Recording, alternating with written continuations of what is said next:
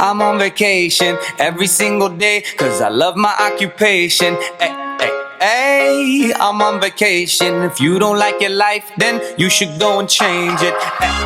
Hey, I'm on vacation every single day, cause I love my occupation. Hey, I'm on vacation every single day, every single day. Every single day, every single day. Every single day, every single day. Everybody sour like a lemon tree. I'm just smiling down upon my enemies. Do the shit and love it on a daily. You say you hate your job, but you'll never leave, never leave. But that ain't gonna be me, that ain't gonna be me. My brother called me up, said he saw me on TV. I said it wasn't easy, but right now I'm living. Post-Apocalypse 2020, coming to you from an undisclosed location, a private residence, somewhere near here. It's the Whiskey Throttle Show. Thank you for tuning in. I'm your host, David Pingree. We've got a cool show with you today. It's going to be focused on fitness, wellness, training for the sport of motocross, training for life, and just being generally fit and healthy. So we're going to basically have stuff for anybody, whether you're a pro athlete, an up-and-coming aspiring pro athlete, weekend warrior, or you sit on the couch and just eat potato chips. We got something for you. So it's going to be good times. We got Robb Beams, a good friend of ours from Moto Fitness, is here, and he's going to give us an educated perspective on all these things. So be fun to go through all that with him. Grant Langston, our co-host, how are you? I'm good, buddy. You know, just getting used to the way we've been dealing with life. Feels like Groundhog Day, but seeing the light at the end of the tunnel, so that's good news. It's a brave new world, they say. Donnie, how about yourself? I'm doing good. Listen, I want to dedicate this to your dad, too. It's been a tough one, I know. Anytime you lose a loved one. So, anyway, I know it's been rough, man, and our prayers have been with you. I appreciate that. Yeah. Those of you who don't know, Donnie lost his father a couple weeks back, or months back, and so anyway, never a good thing. Our guest brought to you by Yamaha, Robb Beams. How Coach you guys Robb, doing? Welcome to the show. Thank you so much. It's a pleasure to be here. Yeah, wherever we're at. We're excited to have you. Somewhere between here and there. Yeah, I think there you go. That's exactly that's where we are. we're at. The bunker. Right That's there. Right. We're right there. Right where we're supposed to be. No live audience on this one. No one can find us. That's right. And we'll keep I this miss our ourselves. live shows. I'm actually looking forward to when we can do another one, but maybe never.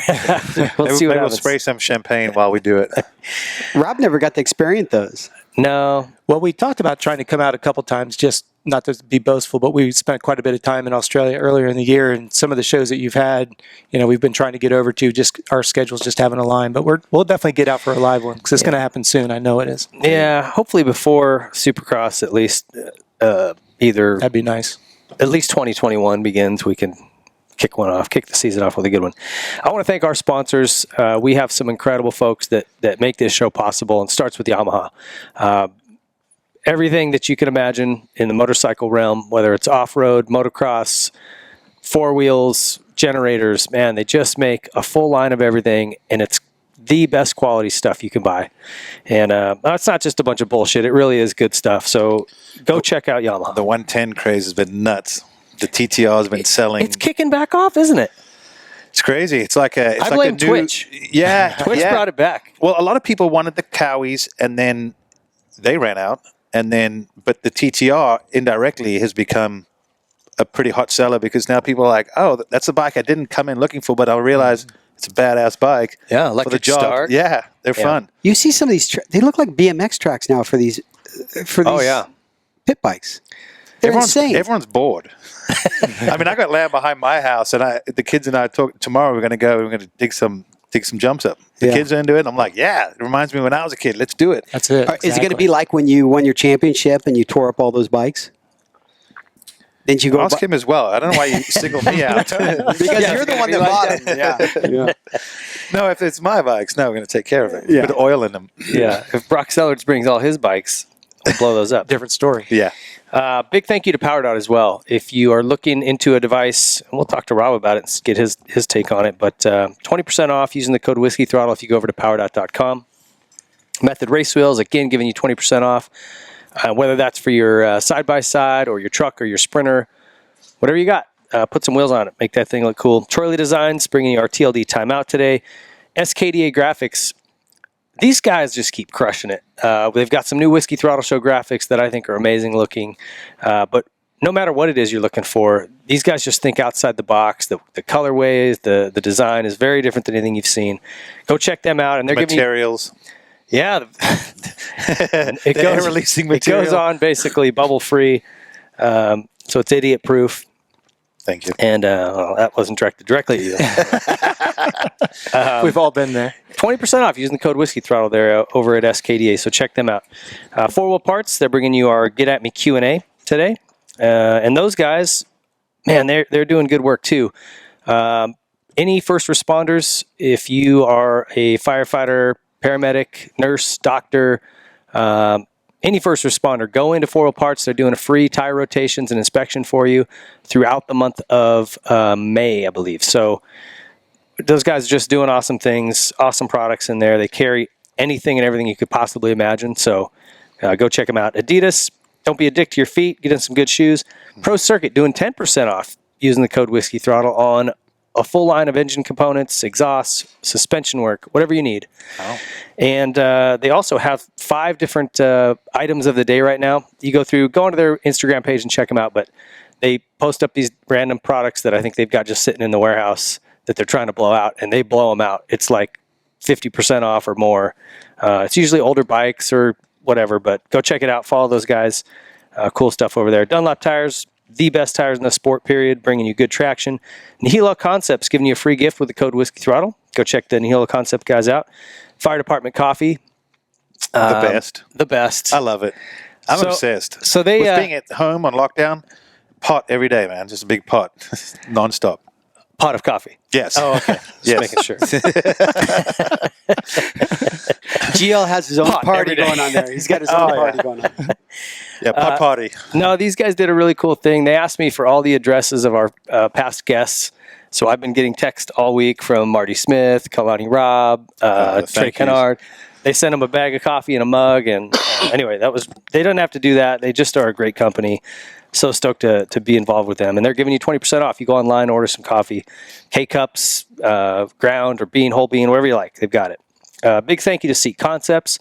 We've got some really cool Vital MX project bikes coming out. They've got a bunch of their saddles on them, and they're amazing for all kinds of bikes, too. Don't think it's just motocross bikes. Get over and check out what Seat Concepts has to offer. Specialized. I'm repping them hard today. Look, if you're looking to get in shape, bicycles are a big tool in your toolbox. We're going to talk a lot about that, and I'm actually going to pick Rob's brain about these kind of bikes. Because we always have that debate about whether e-bikes are acceptable. Yeah, he's not loving e-bike racing, but the purists are like, well, that's kind of cheating. But I think it allows more people to be involved. Sure. And be able to go at their own pace. The better shape you're in, the more you think e-bikes are bullshit. Of course, and I get that. I worked this hard to go after it, and you guys are just cruising along. Well, I had a guy the other day, he goes, oh, yeah, man. What do you think of the Recluse? I'm like, that's for guys that don't know how to use the clutch. I'm like, I wouldn't put... But I'm like, but for certain people off-road, they're like, it's my lifesaver. Mm-hmm. I'm like, but for me, I like that... But I get it. It helps make a technical section just a little less technical. I go back to Eli Tomac, who said, any way to get people into mountain biking, they're good with him and John. Yeah. Yeah, no matter what it is. No matter what it is. It's bringing people on. We need it. Move forward. Well, that's why I don't bash people that ride quads. we still need those people. You're still selling quads. Hey, you're selling quads. You can sell them. I'll bash them. But it's good to have an off-road community. Hey, have you ever seen that cartoon with the guy on the quad and he's sitting next to the guy on the bike and he's like, hey, you ever want to ride sometime? And the guy's like, no. Pretty much. Never. Nuke the quads. And then finally, OGO, our newest sponsor, the best gear bags, roller bags, backpacks, hydration packs. Yeah. Did you know they make those? I did. Yeah. You can put all kinds of things in there. I've heard that a time or two. I've heard that a time or two. Yeah. You like the hydration pack? I do. I hear Got to that. stay hydrated, man. Grant brings it up every time. So anyway, thank you to those companies. This show wouldn't happen without them. And we feel like we've done a really good job of aligning with amazing companies. We get emails all the time of people that have bought one thing or another and they just go, wow, this is really great. I'm so stoked I got this. And I say, hey, I'm not just taking checks from anyone that'll write them. We make sure if you come on board with this program, we back these products 100%. I put my own integrity on the line, and sponsoring these people, or being involved with them. So it means a lot to us. So thank you to them. And now we've got our front end chatter. Method Race Wheels bringing our front end chatter. We like to bring you in on this, Rob. Method Race Wheels bringing you the lightest, strongest, fastest wheels in off-road. Let's talk about training strategies, because I think this is interesting. Depending on the kind of rider you are, like let's say a Ryan Dungey versus a Cole Seeley. Mm-hmm. I know Cole's, they're both retired, but if you looked at them as kind of the type of people they were, Dungey very much just a workhorse. He liked to just grind it out. You tell him, hey, do this much workload, and he'll do it. Yep. Cole, you do that to him, you'll burn him out. He hates bikes, and he, go ride a unicycle and play the guitar, whatever he's going to do. Yeah. So you have to kind of balance that and keep it fun and work around the rider. But what do you think? How does that work? How do you figure out what each guy likes and needs? And I guess that's what we're going to talk a lot about today is data-driven training, right? Yeah, that's exactly it. You mentioned Dunge. I had the privilege of working with him for a season, and I've had AC, and I've had Ashley Filick, and I've had Jordan Bailey. And you look at I pull out those four just randomly. You look at the personality dynamics. The thing that's difficult in my type of a position is I don't really get caught up in the personality. I don't get caught up in emotion. If you watch the TV show we did with Dunge on CBS, I'm known as the guy that says I don't work in a world of emotions. I work in the world of zeros and ones. At the time when I had Dunge, data wasn't as readily available as it is even today. Sure. If you look at the amount of information that's on these watches that are on our wrists. It's crazy. I was on the junior development program for the sport of triathlon at Colorado Springs. We had to sleep with all kinds of electrodes on us so they could get our sleep data. We had to train with everything plugged in down our throats, fingers pricked and everything else. Now we have watches that give us about 80% of the same amount of information without all the discomfort, having to live someplace from home and do things like that. But doing all that, doesn't that lead to the convenience of having 80% of that on your wrist now? And are you going to do anything with the information that's there? We mentioned cycling. A lot of cyclists train with wattage. You get lots of glamorous reports. Most people don't know how to interpret that information, either to improve performance, lose some pounds of weight. They get enamored with the idea, I've got to have a new gadget. Well, what is that gadget really doing besides adding weight to your bike? Yeah. And so going back to your original question, what we do, no matter what the dynamic of the personality is we go below the surface. We have a set of assessments that we put all of our riders through, depending on their age, puberty, all that goes with it. And then we build a needs assessment off of that. And I think that's the most important starting point. If you're already an aerobic monster, you don't need more aerobic work. You probably need more strength work, and you're not strong because you probably don't like the gym. And then when you go to the gym, you make it so miserable on yourself. The human body just does not like repetitive pain. As much as we want to joke about the nuances associated with that, we don't do what we're not good at. If you suck at starts, you probably don't practice starts. If you suck at jumping, you probably don't like to jump when that's your biggest opportunity for improvement. Human performance is exactly the same way. Where I get a little disenchanted is, we've been doing this for 37 years. I've had the privilege of picking up a lot of different athletes. They come from the toolage of other coaches, and they come in, and you would think there'd be some fundamental numbers that are there. What's your caloric intake? What's your caloric burn rate? How many hours of sleep? How many sleep cycles? Deep sleep, etc. I would say less than 1%'s ever had an answer. Yeah. Training log, forget it. I wouldn't give you an answer to that. Absolutely. And look at your success. Well, I'm up to like 2 or 3 sleep cycles right now. I'm trying to get to 5. That's all on the watch, dude. We'll talk about it. Talk about it. Well, I think more specifically, so if you've got a guy who, say, doesn't like the bicycle, like he just doesn't like the grinding work, right? Yeah. Like he has to do something fun. Ron Lachine used to like to go jet skiing. Absolutely. Great guy. Jet skiing is a great cardiovascular workout. Good on your back, good for your shoulders. But if you said, hey, you got to go do 240s, he's like he'll just tip the bike over and dump the gas out and say he did it. Yep. I guess my question is, how do you keep it fun? Do you tell guys, hey, like, you like to jump on a pogo stick? Cool, let's jump on a pogo stick for 20 minutes. This is kind of like let's get your heart rate up to a certain Yep. for a certain time. Yeah. Well, I think there's I mean, you mentioned the Moto Pogo with, Jeremy. I mean, he advertised it for a long time. I have 2 of those. Yeah, Like 3 of them. they I love work them. phenomenal. They're amazing. I remember those. Yeah, my son used to tear them up. We actually put some fitness programs together for the youth using Moto Pogo, push-ups, jump ropes, stars. I still remember we sold him in the dealership, and I'm like, I can't believe we're selling pogo sticks at a motorcycle shop. Absolutely. All it takes we is did. Jeremy jumping up and down on it in a commercial.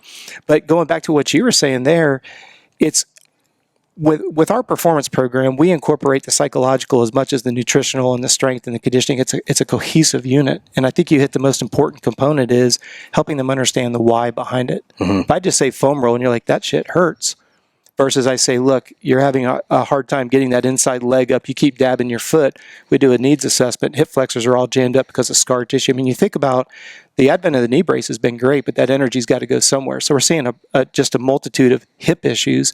The boots, the ankle's nice and wrapped tight. The energy goes north to the knee. The knee's wrapped in a brace. It's going to go to the next joint, ends up in the hip. Now you've got tons of scar tissue, muscle tightness, etc. So when somebody's saying to me, a riding coach comes to me and says, hey, why does he keep dabbing? Why does he or she keep dabbing their foot? You go in there and you say, okay, look, I press into that hip flexor and you come off the ground. Show you a couple things you can do with a foam roller, trigger point therapy ball, whatever it is. That's going to motivate you to do the foam rolling. If I say do it because I said, and you'll hear me say this over and over again, I don't believe it should be about me. And I even hate to use this word trainer because it's adulterated. But as a human performance specialist, I want you to understand why I'm asking you to do it. I can keep you busy 24/7. But if you understand the why, oh wait, this will keep me from dabbing my foot. Sure. Heck yeah, you'll do it. Yeah. I think we as athletes or as racers that want to be competitive, we think the same way. I mean, I had the same thing. I didn't have a lot of science, growing up through the ranks, went to Europe and then got to be around some people with some science behind it. You had a lot of questions, and it's like, well, he's skinny, he's doing more weight training. Mm-hmm. I had harder time keeping the weight off or getting my heart rate up at quick enough. Those were things I was taught for a while. But like you said, when you get told to do stuff, you're reluctant. But if someone can show you that that's a roadmap to be a better athlete, I think for me, and I speak for a lot of people, you go, well, I'm going to do that, whether it's sore or not. It's got to resonate with you. And you just said something that I thought was pretty profound.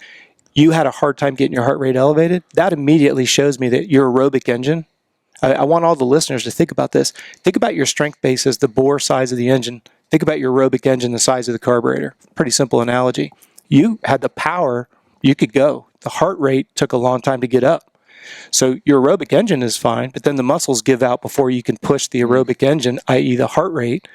Well, you've got to flip-flop. You've identified what the strength is. What you've got to focus on is the weakness.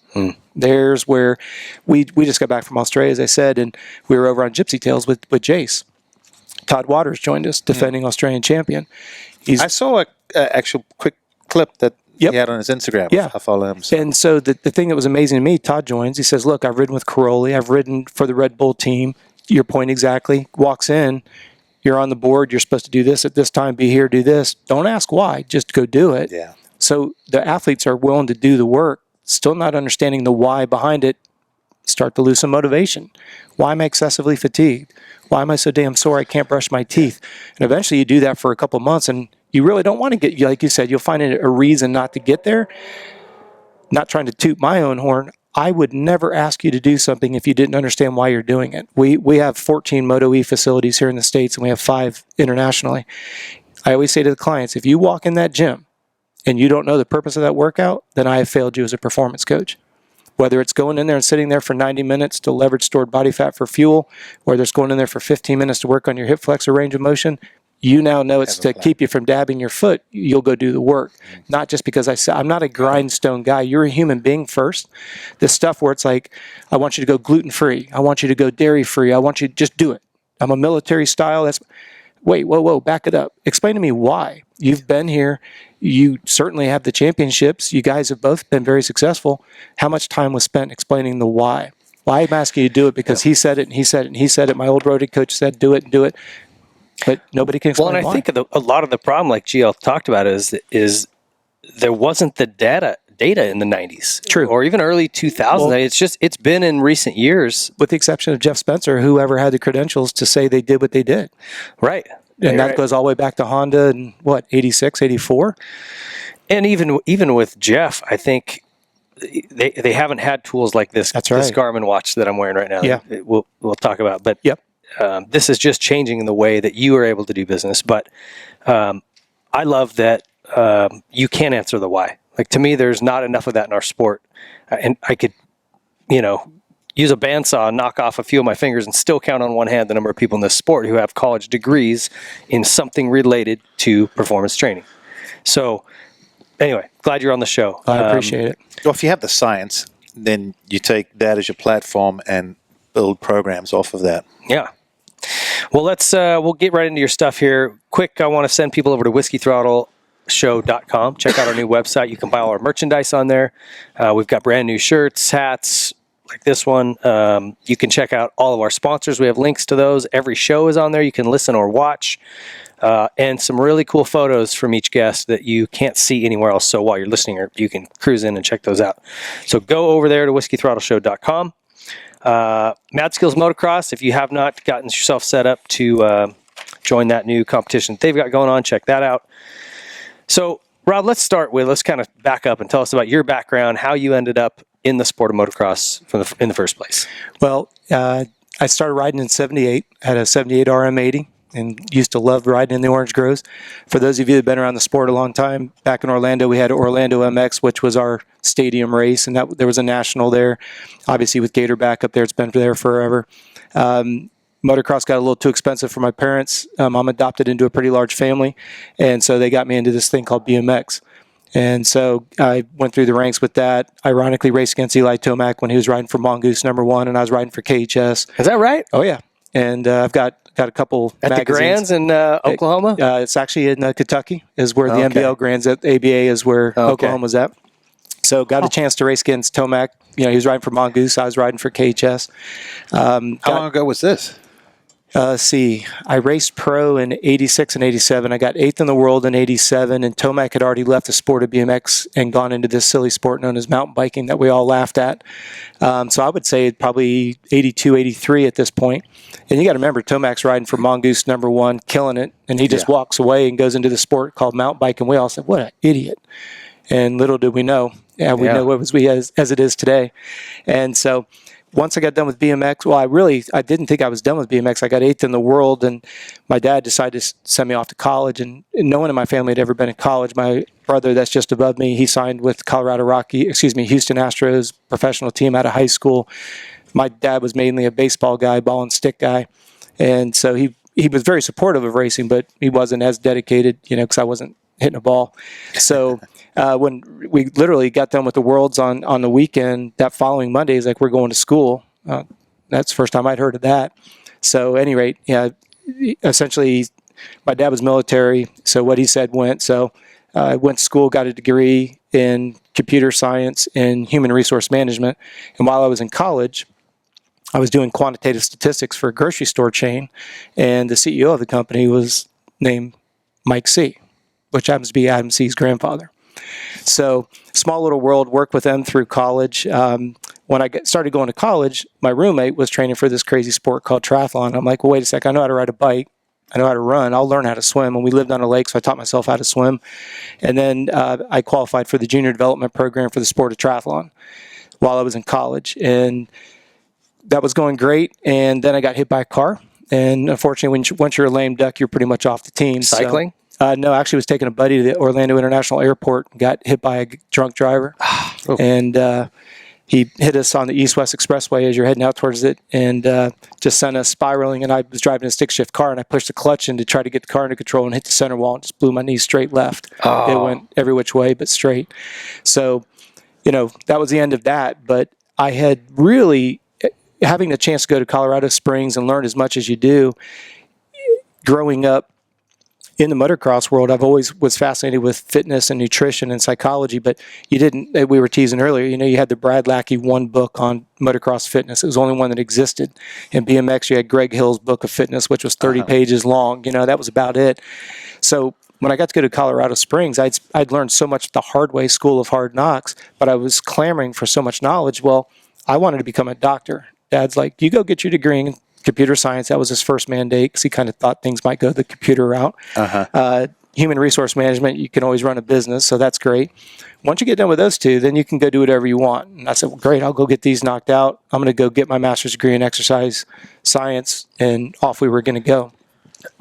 Started the master's program, and Dad was paying for all this college? yeah, Dad was like, as long as you're getting A's and B's, I'm paying. But you're going to do what I tell you to do. And I say that very lovingly. He's a very bright man. Yeah. He knew what was going on. And you're talking about your adopted father, Yes, correct? Yep. So I hate to interrupt No, a little go bit, for but it. I love it. I'm always curious. So do you know your real parents? No, sir. So your adopted parents to you is mom and That's dad? it. Yep. That's pretty cool. Now, It's interesting. I'm very thankful for it, Yeah. for sure. You know, because from what little bit you hear about people who are adopted, you don't get put up for adoption in good standards, good situations. Usually it's pretty ugly, or, you know, so it could have been a lot worse for sure. Sure, no. It's, So very, very, very thankful for that. So I get done with the 2 degrees, and I start my master's degree because I'm super pumped. Now I'm going to go into exercise science and do all that. And I got married very young. I got married when I was 19, and we had tried conceiving a child for 6 years and finally went full term. Well, he comes into the world, and I'm like, I'm out. I'm done with school. And I'd started coaching a little bit along the lines. And in the triathlon world, the running world, and the mountain bike world, our online coaching, before there was online coaching, this is when you would fax schedules. You would talk to people. I do remember, You remember those days? Yeah. And so it worked out great because I always wanted to be home for those first steps. My ex-wife was an elementary school teacher, and we'd always talked about when we conceive children, she's going to homeschool them. We're in Florida, not the best schooling system in the world. So to make a long story short, I got to have breakfast, lunch, and dinner, got to watch the boys grow up. We had a second child that came along. Well, at that point, the triathlon world was getting bigger and bigger. The endurance world was getting bigger. And then I started getting hit up by other sports. You know, my brother was in baseball, so I started doing stuff with professional teams there. You bring that forward about 6 years, and now I've got 2 little ones at home, and I got a phone call from Toyota. And Toyota was starting the Moving Forward program, which was their amateur development program. And I'd always said I was never going to get involved with motocross because, as you know, you love it. You start getting involved on the business side of it. Now it's this close, and you start to lose some of it. Well, even to this day, I'm still probably one of the biggest fans of motocross and supercross. I love the bench race. I love the history. I love vintage bikes. I love it all. So Toyota comes to me, and they said, we'd like you to take over and manage these 10 riders. What we're going to do is we're going to take 10 riders through the year. We want you to do the fitness from January through Loretta's. There's going to be a group, Davey Coombs, David Iser, I think Tim Cotter was in there. There was a group of 5 or 6 that were going to choose who was going to get the award. The award was a 2-year deal in the Team Motorsport Cowie ride. So along that year, you had Mike Pacone, you had Kyle Chisholm, you had Sean Hackley. It was a good group of people. That was when I was down there. Yes. Pinecone, as we used to call him. Good old Pinecone. Pacone, he used to come right at my place. Absolutely. And so I got to know all these guys. It was great. And so I really resisted it for a long time, for probably a couple months. And then they're like, really want you to do this. And I thought, well, this will be kind of cool. Toyota's a cool company to work for. So we did that program. And that year, Sean Hackley was chosen. He got to go to Motorsport. Well, while I was doing that, word got out, and Ronnie Tishner hit me up. And at the time, Ronnie Tishner was working with Adam C., Zach Commons, and Zach Freeberg. And he was also working with Ashley Feilich, who was with Factory Honda at the time. So I started working with those 4, and then it just kind of started to blossom from there. So through the years, I was very fortunate. I got a random phone call from Mr. Martin, the Martin brothers. He was going to start a Millville motocross team. He had Spencer Daly. He had Jeremy and Alex. So I got a chance to work with them for almost 2 full years, and that's when they were on 85s and stuff. Some real fun stories if you want to go there with Alex trying to destroy Jeremy. Spencer is a really great guy, and he moved to Florida to live with us and was training with us for a while. And while we were in Orlando, Spencer says, hey, look, I've got this guy that's flying in. He's going to start training with James Stewart. We want to go to dinner. Do you want to go with us? Sure. And so we go to Olive Garden, and this guy, Ryan Dungey, shows up. I'd never heard of him before. Nobody had, right? I think except Roger DeCoster, evidently. And so we're just sitting there, and not to sound arrogant, I didn't know Ryan from anybody, so we're sitting across and trying to make small talk. I got 2 little guys because Spencer's a pro, and this Ryan Dungey, and my 2 little guys are just in awe. And so I looked at Dunge and I said, so what do you want to do in the sport? And he looks me straight in the eyes and goes, I just want to beat all of Ricky's records. And I just remember thinking to myself, he wasn't cocky, he wasn't condescending. I was just like, man, it's pretty solid. So we finished I almost couldn't imagine hearing him say that. Knowing Dunge, he's very... Yeah, I think just more humble, on, respectful. the early stages of where do I want to go with this. He really had that tunnel vision, and you could sense it. Like I say, no arrogance whatsoever. And then we adjourned from dinner, and I heard from him 4 or 5 times over the next couple of years, question here, question there. And he went down his route of trainers, and he was training at Stewart's place until he went to the U.S. Open and stuck that wheel in on him, and that's when he was that's right. exit left. That was the rumor. That was, I didn't know what the details were, but I heard that was pretty much it. He wasn't supposed to put a wheel in on Stewart, and he did. So your visit at the Stewart compound is done. So Dunge goes his separate ways, and I worked with Spencer for quite a while, and then Spencer went to the goat farm, which is Carmichael's place. And one thing led to another, and Dungy went through his routine of where he went, and then I got a phone call from him and said, hey, I'd like to talk to you about possibly working together. So we talked for about 3 or 4 months, and then we ended up working with Dunge, like I said earlier. And it was This great. is also around the time, like 07? Mm-hmm. And that's when Villapoto was in his prime on a Cowie. He's had a couple years with Alden. Ryan had just left Suzuki with Roger, went to KTM. We're on a Stink Bug 450. Ryan's on rails. And so you can imagine the CBS special is it's Alden. When we did the CBS special, it was actually Alden and Roxon against myself and Dunge. And obviously we're in the KTM rig together, so it made for some good TV. But that all just kind of fell into place because when I first started working with them, I had no idea they were going to be the CBS shows. They had no idea. Obviously, Dunge didn't normally have a trainer, so that became a big, oh my goodness, he hired somebody kind of a thing.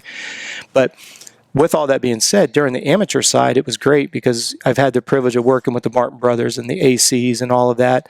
Most recent guy that we worked with would be Jordan Bailey. We lost him when he went to the Husky program, as it seems to be the theme with most teams. They all have their guy, which I personally would never assign on to do because whenever things go rough, it's always the program. It's never the rider. It can't be the bike. Not that anyone's in the game of pointing fingers, but as you said earlier, when you can validate the human performance data, heart rate numbers, average and max were achieved during the race.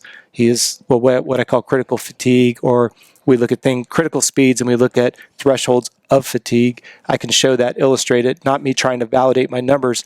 The numbers really don't lie because you're the one wearing the heart rate monitor. We know the duration of the race. We have it on film. We can look at the data, but that doesn't make me popular. I come across as being cocky. Sure. That's the problem. Mm-hmm. But so that once the Toyota program went through, and then as the amateur things went through, obviously working with Dunge, it was a little bit tough because I lived in Orlando. He's in Tallahassee. So I would leave Sunday night. I'd go up, stay with him Monday, Tuesday through Wednesday. I would go home because I had 2 little ones at home. And it was hard because I'd never been away from my boys up to that point. I'd never spent a night ever away from my boys until I took that job. But with that being said, it opened up the doors for more. My vision as we were doing all of this is I believe the sport needs to grow, and the word organically has been so adulterated I almost shy away from it, It's like social distancing. I don't really want to hear it anymore. Yeah, exactly. And so my goal was 20 years ago is I wanted to build an infrastructure of Moto E facilities, Moto E certified coaches, and I want to build a stream of athletes coming from around the world wanting to come to Loretta's. And so if you don't mind, go for it. Can you elaborate a little bit on the Moto E side of it? Yes, sir. Just, I think some people might not. Yep. Moto E originally was started as Moto Endurance. Mm-hmm. There was a company, a European company that owned the .com when it came live, and they wanted me to pay $50,000 to buy it from them, and I said no. So the confusion is the brand is Moto E. Our website is CompleteRacingSolutions.com. So that's kind of, but from a branding standpoint, the Moto E was really what we were after there, and the vision of that was to create a group of athletes that would come through a development program, 65, 85, 125, 250, with the goal of getting them into a factory rig. And right now I'm 15 years into a 20-year plan, and most recently we had Isaac Teasdale come through, who's with JGR. We had Jordan come through, ended up with Husky, now with Ty Lube. Obviously, the Martin brothers have done pretty well. AC's doing okay for himself. So it's neat to see that vision, and our goal is one day to have a factory team, do it a little bit differently. I don't want to be manufacturally driven. I want it to be performance driven, where agents are like, that's the team we want to be on because the health and longevity of the athlete. Rider makes more money collectively. The agency obviously can represent with better companies. Keyword is longevity. I mean, yes, sir. That's something that lacks in our sport. I've been fired because of that, because I've been brought into programs where a rider has every sign, which we can talk a little bit about what those signs are. When a rider is showing all these signs of fatigue, and again, it comes back to me, the trainer. I'm going to show my brawn. I'm going to scream, yell at you, call you names, get on some little trend of thought, gluten-free, dairy-free, none of this, none of that. Is there credibility to those? Absolutely. If you have celiac disease, you better be gluten-free or you're going to be sick to your stomach. But we could talk about those as well if you guys want to go there. But the idea is when I've got a rider that has all signs of adrenal fatigue, all big four, night sweats, craving simple sugars, tired and you can't sleep, and low sex drive, if you have one or all of those, your adrenals are screaming at you. So I get a new rider that comes in. You could do a little bit of assessments, figure out what's going on. Well, think about it. If I've got somebody, let's say he is a professional. Most of our stuff is amateur, but let's say you do have a professional. You guys are supposed to race 17 rounds in 18 weekends. You can't. You're going to hire me to tell you to sleep more and eat more. Doesn't go over very well. Yeah. But when you're looking at it going, look, you're not eating enough high-quality fats, which feeds the adrenals, which we can talk about if you want. You're not able to perform, meaning you're not able to get that high-level speed and sustain it, because the adrenals are already overworking. Nobody wants to hear that. Did you ever have any of those symptoms? I used to get night sweats a lot when I was racing. And At what age? Think about that. 20. Come on. 22, 23, 24. 23 Sex and drive was 24. always on point, but everything else. When mine dropped, I knew there was a problem. So that's when I was like, I sought medical help. But that's the problem, is the sensitivity of the Doctors, subject. help. Yeah. And he's like, train less, eat more, sleep more, and you'll get it back. And it's counterintuitive. Yeah. You're taking a pro that's expected to be on for 17 consecutive weekends, and your words of encouragement are eat more, sleep more. Yeah. They think you've drank your breakfast. Well, I also think there's something from, you can go and I know some people harp on me because I always say growing up in South Africa, it was very primitive and all that. But when I went to Europe, I got the chance to be in front of Stefan Everts, his trainer, other people, and was like, well, if you want to be the best, that's what you got to do. Mm-hmm. And I try to go basically from here to here overnight. And I'm talking for those not watching, 3 steps. I think I was burned out most of my first year. I was sleeping at times going to the practice track and on the way back. I mean, I was just, even my dad's like, what's wrong with you? There's something not right here. Yep. And I was just lethargic, just out of it. But it came back to, we were just trying to just pile on the training overnight. Yep. And didn't really have a roadmap, just like, point A to point B, let's get there ASAP. Got to walk before you run, right? And it almost buried me into the ground. I appreciate your honesty on that, because the challenge is, think about it, most of you guys are getting 2-year deals. So the first year, it's like a politician. The first year, you're just trying to race, figure it all out. Next year, you're just trying to keep your job. Well, you don't care. You don't really care about sleeping. You don't care about eating, because this mantra, more is better. You're being a pansy if you don't do what Stefan's doing and all the others. Well, it goes back to your original question. Building a program based on the needs assessment of that athlete, based on physiology, not what I think of you, what your body is showing us and telling us, then building a template on that. That's where I fall out of flavor, because, wait a second, you want me to go do a 3-hour bike ride, a 2-hour bike ride, or whatever it is? Well, sure. I'm looking at, in the off-road world, we worked with Charlie Mullins. Mm-hmm. And when you're looking at a 3-hour GNCC, I don't care what anybody says, you're not going to go out there and race at 92% of maximum heart rate. No. You think you can. You're not. It's physiologically impossible, because if you think it is, why is Usain Bolt not winning the marathon? So I don't, and I'm going to kind of tease a lot about this during the show. Our sport is so unique in so many different ways, but yet we think that we can exonerate ourselves from the principles of nutrition and physiology. The simplest example I can give you is, if anybody that's listening has an amateur rider, you're doing more volume than my pros ever do. And when you look at every time you go to the track, it's wide open. Because the idea is, to go fast, you got to go fast. No, it's actually the opposite. Well, that's a really bad trend that we've got in our sport and we always crap on Ricky like it was his fault, because he came in and outworked everybody. Mm-hmm. But he also had buttloads of talent and heart. That he had a lot of things. It wasn't just the he doesn't get enough credit for the talent. No, I feel like people are like, oh, it's just hard work. He held on. I'm like, yeah, but he could also do things that other people couldn't. Yeah, totally. It just wasn't polished. No, it was raw. Yeah, yeah. But we this is our new trend: is you just got to do more. Ricky would have done this, Well, and go out and burn through 5 gallons of gas every day. And how many people have that combination that Ricky had to be able to work that hard? Everybody can't work that hard without that whole combination. Well, people have tried to. His body makeup made it possible for him to do that, right? For sure. You can't take a skinny guy It's certainly a factoring part. Yeah. But you were getting ready to say about the skinny guy. Well, then you take somebody in the Tour de France like, Lance or even Alberto, 6'3", 135 pounds. Well, they're certainly putting out some tremendous power. Strength to weight ratios are there, which kind of dismisses and blows up, no disrespect to what you're about to say. You can take somebody like a Jordan Bailey that's relatively thin and get a lot of power out of him, but you've got to do it in his format. I'll give you a perfect example. You look at the Tour de France. Jan Ullrich has won the Tour several times, and his average cadence is going to be 75, 80, and Lance has won the Tour half a dozen times, and his cadence is 110 plus. They both have won the Tour. You're going to tell me one's right and one's wrong when they both have won? It goes to the original question, figuring out what works for the body type, the genetics, the background, the history of injuries. If you come from a program where they just run and grind and run and grind, I've got to undo what you've broken, which again is where I fall out of flavor, because nobody's going to hire us because they feel like you're just coddling them. I'm not coddling you.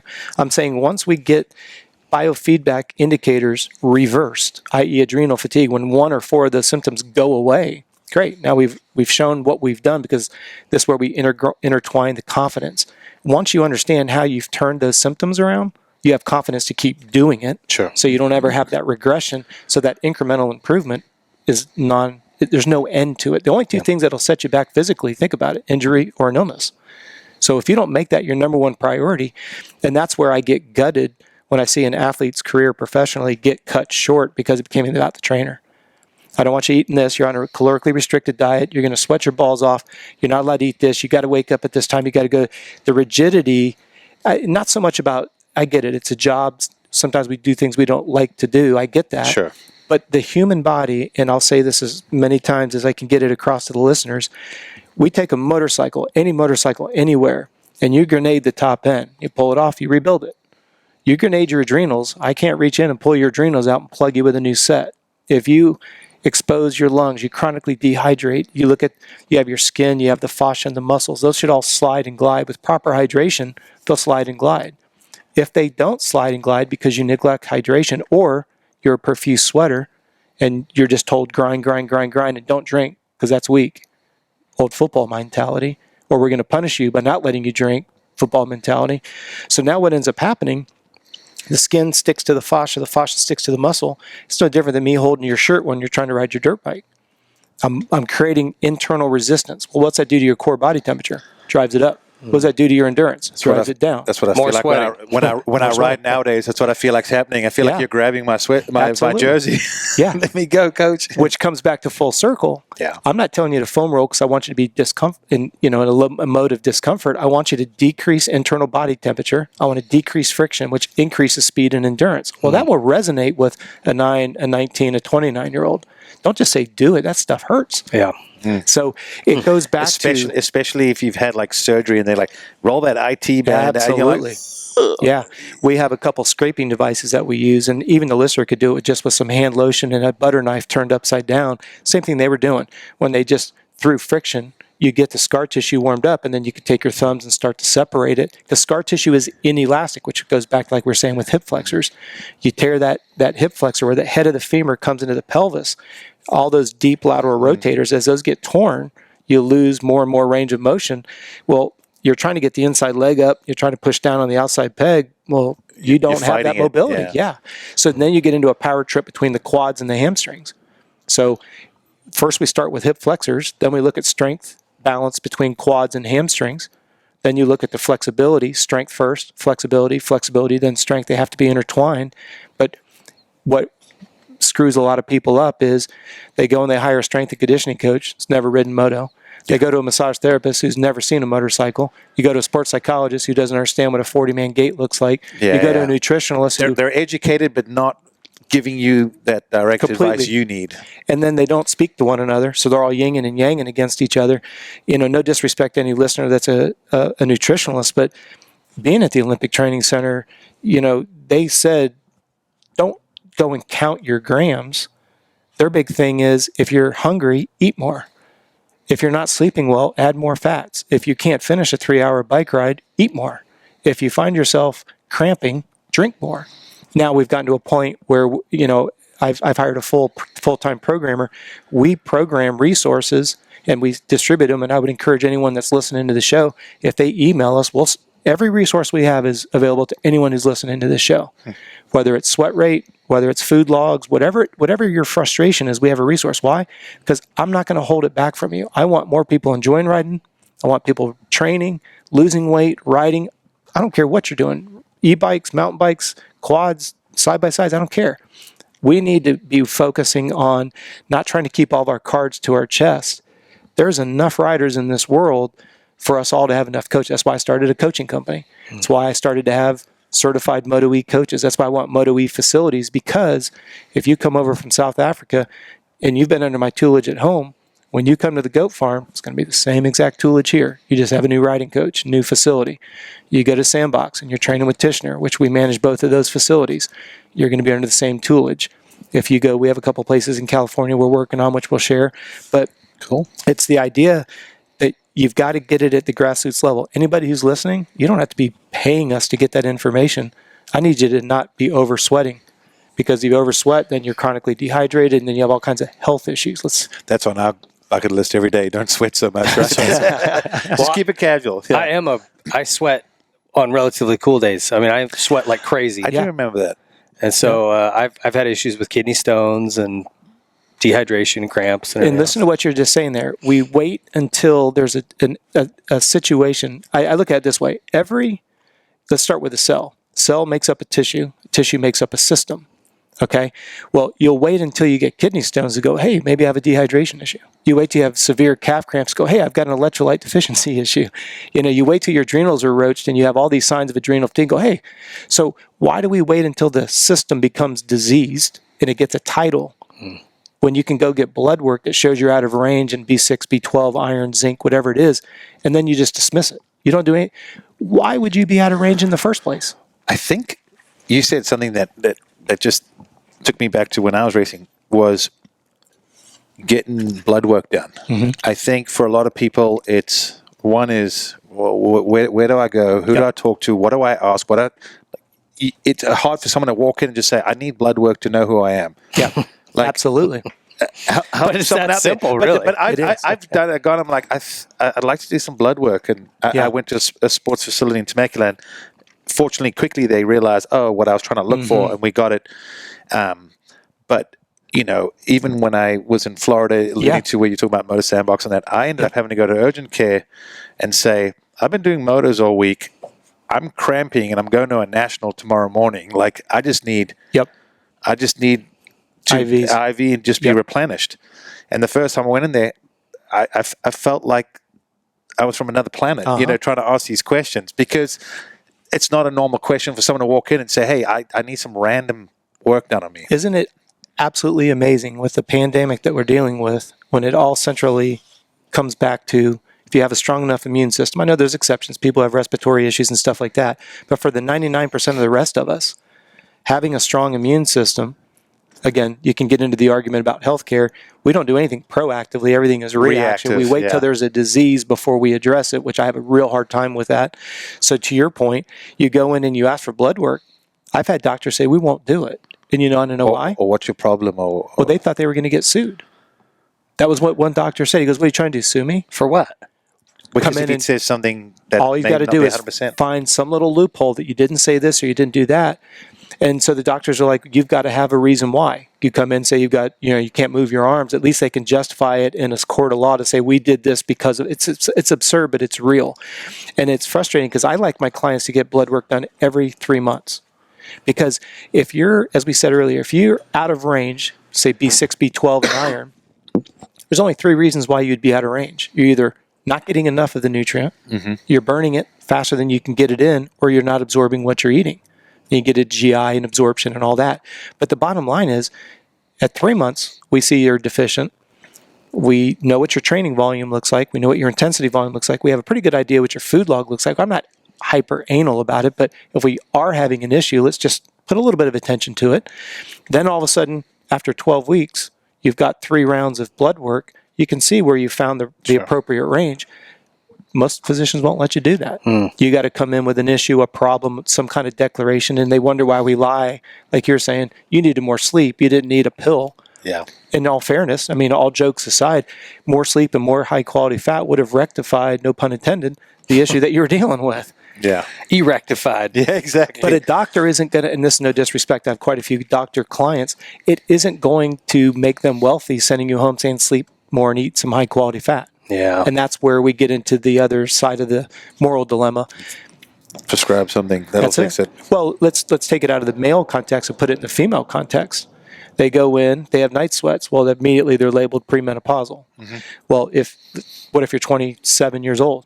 Well, you need a topical cream, you need an injection, you need pellets inserted in your ass, or you've got to have some topical cream. Instead of saying you need to sleep and eat high quality fats, sleep more, and we'll talk more about that if you want to go into that as to what and how that works. But that's not sexy and sizzling. You're not going to write a script. You're not going to get a kickback. And it's not about being on an agenda. That's just the reality of what we're working with. And this is where it comes back full circle. I cannot tell you how much resistance I get because people go, okay, so what's the catch? You need to eat more. You need to sleep more. You need to pay attention to biofeedback indicators. Well, you've got the watches. You have the data. Well, then we want to somehow poke a hole in the data. Well, I'm not wearing the watch. I can't fabricate it. Yeah. You're wearing the watch. There's no financial gain here. There's a bunch of apps that are out there that you can track your food log on your phone, and they're easy enough. You eat pretty much the same thing every day. You can copy and paste it. So it's not that hard. Where you'll be surprised is start looking at your burn rate and then compare that to what you're taking in. It's like running a motorcycle low on oil. It's a brand new bike. And you go out and you run it with just enough oil to run for an hour, and you run it in the mud, and you run the radiators low, and it looks great, but that system is stressed. Yeah, we've said the same thing. You can build the best race motor ever. If you go put it on pump gas, you're not going to get the most out of it. Isn't that amazing? We'll do all that for a motorcycle, but yet you tell people to eat healthy, and no way I'm out. I know.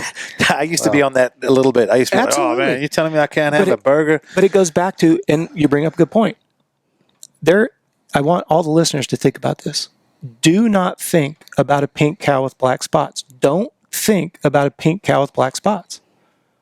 So as soon as your brain hears don't, it does the exact opposite. I'm just thinking about a pink cow. I thought about it. Yeah. I'm like, you mean white cow? That's what I was thinking. So as soon as you say you can't have a burger, you're jonesing for a burger. Why can't you have a burger? Sounds good. Why can't you? You guys joke about In-N-Out all the time. We don't have them in Florida.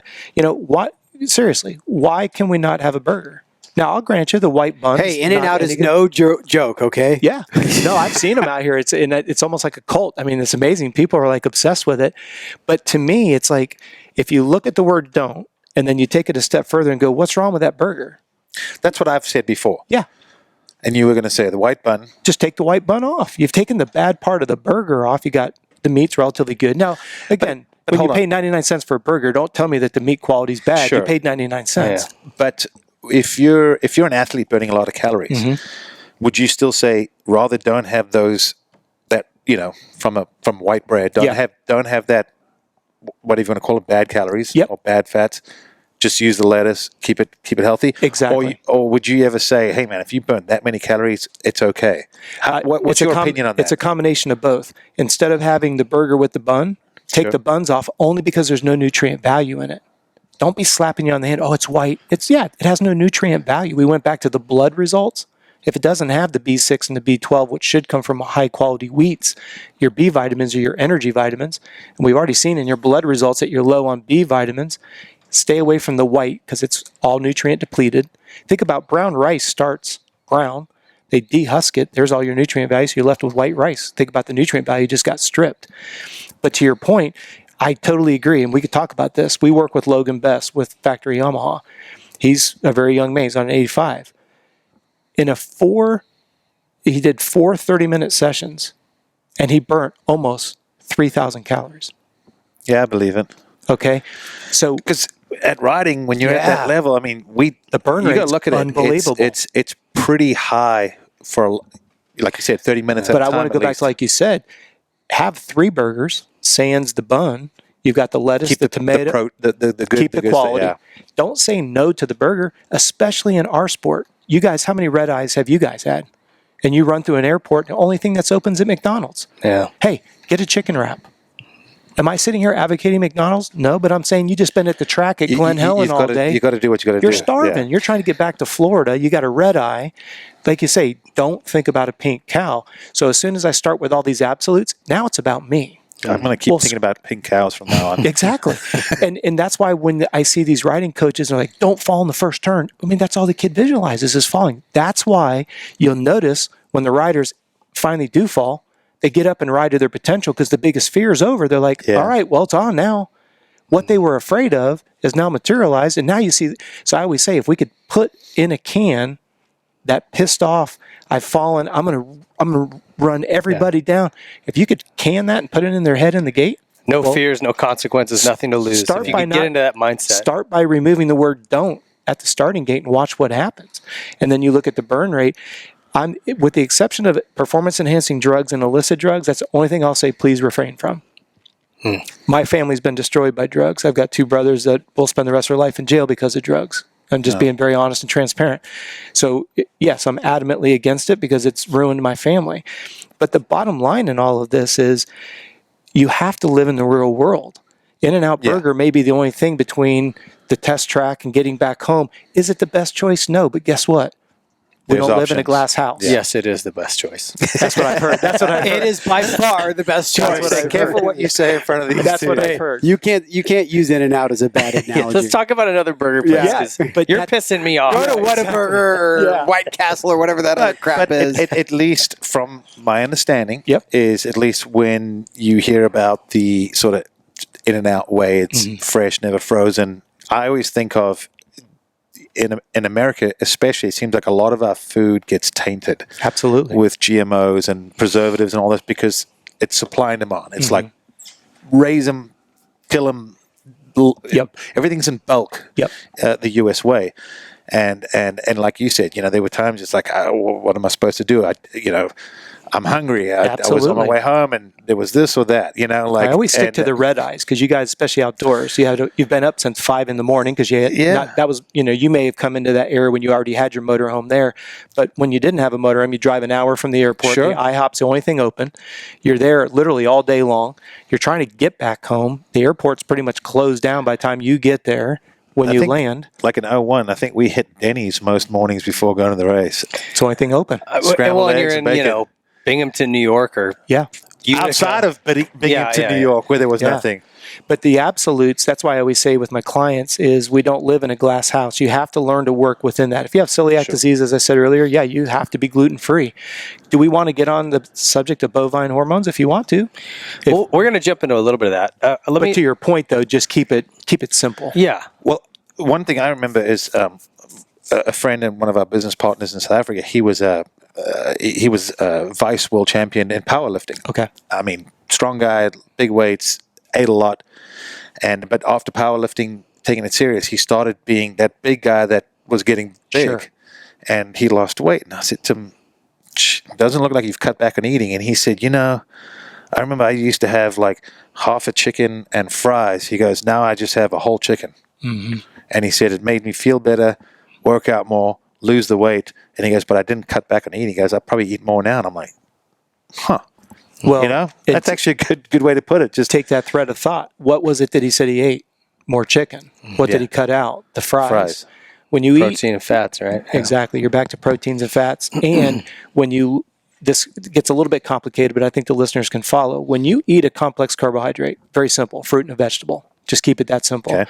You eat a fruit and a vegetable, your body converts that to stored sugar known as glycogen. Your liver feeds your brain, your muscles feed your activity. So glycogen gets converted from a fruit or a vegetable into stored sugar known as glycogen. Well, as part of that conversion process, your body will store 2.8 grams of water to store 1 gram of carbohydrate. So now you take the junk, you get away from the French fries. Well, now you're going to lose that water weight. That's why some of these zones in Atkins and South Beach, that's the trick they don't want to tell you. We'll guarantee you're going to lose 10 pounds in the first week. It's all water weight. Yeah. If you don't eat a carb, you don't retain water, I can get you're in the down. sauna and lose 5 pounds in an hour. Amen. I Half an always hour. say that. I lose 2 pounds every morning after coffee. Yeah, Thanks to fire department. that's right. It's so good you'll poop twice. That's Maybe right. 3 times. And when you put those two together, a little bit of knowledge goes a long way. So when, for example, what I don't ever want to see somebody doing is walking around with a gallon jug of water at the races or even in day. As a general rule of thumb, take your body weight, divide it by 2, and that's how many ounces of water you should consume over a 10-hour period. I'm using that loosely, 8, 10, 12 hours, okay? Okay. Then you have to figure out what your sweat rate is. As you said, you're a profuse sweater. Now you know what you need to sustain life. Now you know what you need to do from a replenishment standpoint. So now when you weigh yourself in the morning, we're weighing you from an inflammation and swelling standpoint, either from the food you've eaten or from the exercise. And your evening weight, we're actually measuring hydration levels. Did you consume enough water for your basal metabolic needs? And did you offset enough that you lost through sweating? You put those two together, now you start to bring some understanding to, wait, if I eat fruits and vegetables and I retain water, when I go ride tomorrow, I'm already prehydrated. I don't need to be walking around with a gallon of water. If you start trying to down that excessive amount of water, you dilute sodium, you create a condition known as hyponatremia, and it can kill you. Where if you just eat fruits and vegetables on a daily basis, in balance, don't have to be extreme about it, just snack on fruits and vegetables. You're going to get a natural water retention. Fruits and vegetables are high in vitamins and minerals. They're catalysts for energy. Those interact with macronutrients, carbs, protein, and fat. You're now an expert in nutrition. Well, now what I would say is It's crazy. dumb that down for someone like myself that would be listening Yeah. that goes, okay, we've talked about doing this. So I'm going to go to the track. Mm-hmm. What should I slice up and take with me and Excellent how much? question. Walk in the grocery store, Okay. shop the perimeter, walk out. Okay. Eat whatever Whatever you looks want good out of there. there. Exactly. And if you're hungry, eat more. And our goal is, and not to sound sarcastic when I say this, I never want you to become hungry. Yeah. Because once your blood sugar drops, you're going to start missing your marks on the track. You'll start missing your timing. It just becomes harder to ride. I don't care if you're out in the bush, like some of your videos, you're just flying through there. I like some of the drone footage. You're flying. That's not a place to have low blood sugar. You miscalculate something at 50 miles an hour, Yeah. you could be trouble. But I always want you to eat every 2 hours and eat before you get hungry. So the general rule of thumb is if you've become hungry within that 2 hour window, look back at what you ate and just add more to it. Instead of 1 apple, add 2 apples. Instead of 1 scoop of almond butter, do 2 scoops. Till you find that satiated point where you never allow yourself to get hungry. To the listeners behind the scene, you're stabilizing blood sugar. Think about when we were in school. We didn't go to school and run and lift for 8, 9 hours a day. We came home and we're like Tasmanian devils. We just want to raid that pantry. That's low blood sugar. That's where you become hangry. You're so angry because you're hungry. Well, what is the food choice? Drive-in. Versus you have a cooler with already pre-cut fruits, vegetables, blue cheese. Maybe you cooked up some chicken breasts the night before. Maybe you made some wraps. It's in a cooler. Just grab it. You don't have people going to drive-through because they don't care. It's usually convenience. What's your take on dairy? This is something that I'm still confused about right now. Is it good? Is it bad? Should I stay away from cheese? Eat yogurt? Don't It's the eat same yogurt? thing with meat in general. If the dairy gets a lot of bad rap because of the bovine hormones, like you're saying, just pump them and extract what you can. Go organic. And I'm not a hellfire brimstone guy. I don't buy organic because I can't source it. I can't find it. Now, I'll go to the grocery store and get something like a Stonyfield or something like that. Brown Cow's another one that is organic. That's the best I can do. Yeah. Now, if I eat it, I get excessive gas or I get other GI gastrointestinal issues, then dairy is not for me.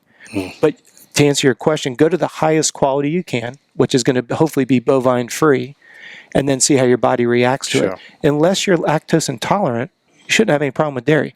Now, there'll be a certain listener out there that's going to say, I got off dairy and my life changed. Yeah. Awesome. Good for you.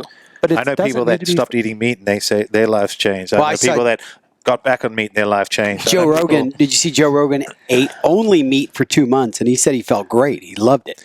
Well, and then I haven't seen that, but to that comment, there'll be people that will be educated enough to go, yes, but meat's highly acidic in nature. I agree, it is. So when you're looking at the alkalinity and the pH balance in the blood, once you get to a high acidic level, you have essentially blood that's not very healthy. Let's leave it in generic terms. Well, fruits and vegetables offset the acidity of the meat.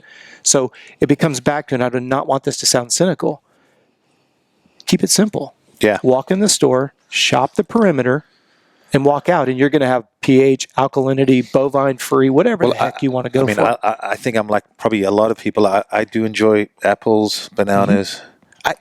Help me out. Is strawberry... my girlfriend said strawberries for the size have more potassium than banana per size. Same with the kiwi. Well, kiwis are a little harder to find on average. Exactly. But, strawberries, bananas, apples, that stuff's pretty normal. Is there something that you would suggest that might be in a store that people don't think of or graze by? I think walk the perimeter. What's there is there, if it's in season. And to drive that point home, the perimeter, the reason you're saying that, everything that's got preservatives in it that can sit on the shelf for a long time is stuck in the middle of the store. No exaggeration. If it's in a bag, a box, or a can, it has a preservative because that's the only way it becomes shelf stable. So if they're spraying water on it, it's a good sign. Yes.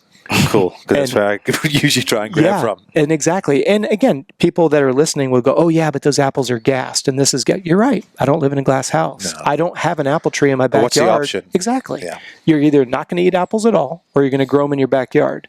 Well, I don't have time to be a full-time farmer, so I'm going to kind of find the middle ground. I've been working on that, on this Home Alone thing. So I've been doing the same thing. I planted 6 fruit trees. That's awesome. Hey, I did, totally random. Yeah. I don't know what made me look. I just boredom. my girlfriend got furloughed. I know she's upset, and technically, I think I'm furloughed from my own company, but we've been at home quite a bit. I just got told you come to work, but you're not going to get paid. There you go. All right, yep. But that's what happens when your name's on the outside of the building somewhere. Yeah, exactly. But we were staying, and we were just looking up, and I was looking at the stock market. And they said the top 5 craziest things that people are buying while they were stuck at home, and the number 1 was fruit and vegetable seeds. It was Amazon's number 1 trendiest selling item. I was like, I think that's a good sign. Absolutely. You talk about the silver lining coming out of this. That was the pink cow with black spots, so you went and bought seeds or trees, didn't you? I already did. No, I'm more like Donnie. I want instant gratification. I bought trees that already had the fruit falling off. So when I planted, all the fruit fell off. The squirrels were happy. Yes. They ran and grabbed everything. They were cleanup crew.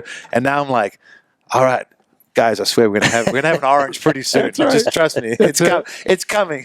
Dude, if I planted a fruit tree, it would have to be dropped in by a crane. Yeah. Oh yeah, fully loaded. Fully loaded, the apples on it, everything ready to go. Some PEDs ready to go. Right there, it'd go right in there. But the key is I don't want people to take it out of context. I mean, if we just drove 4,000 miles to get here, all right, am I going to tell you that I didn't eat something out of a bag? We had chocolate-covered almonds. It was our treat. We've been isolating ourselves. We've been on the road now for almost 10 days. I wasn't going to fly in an airplane to get out here to see you guys. So we got in a car, and we literally isolate ourselves. We've been sleeping on a mattress in the truck, and we've been eating out of a cooler.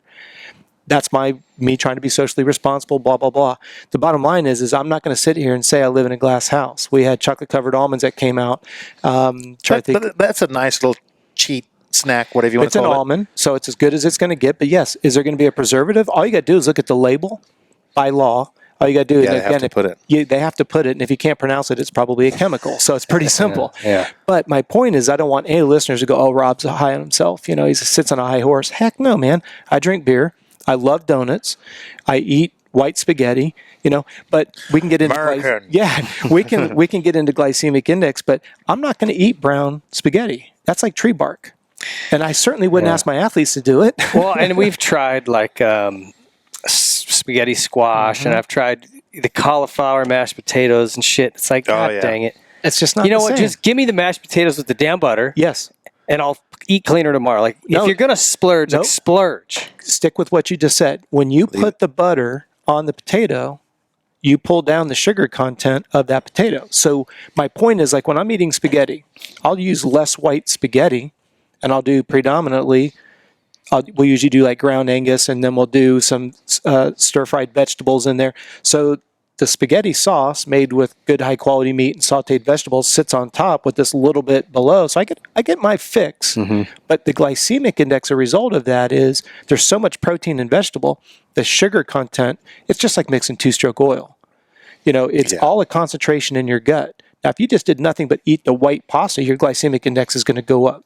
I don't mean to confuse people, but when you eat something, your pancreas releases sugar to try to help you absorb the sugar that you've eaten. So a diabetic doesn't produce the insulin, so they have to have an insulin pump to be able to absorb the carbohydrates they eat. If they start to go down, that's why you give them orange juice. Oh, my dad's a diabetic. Okay. And Is he?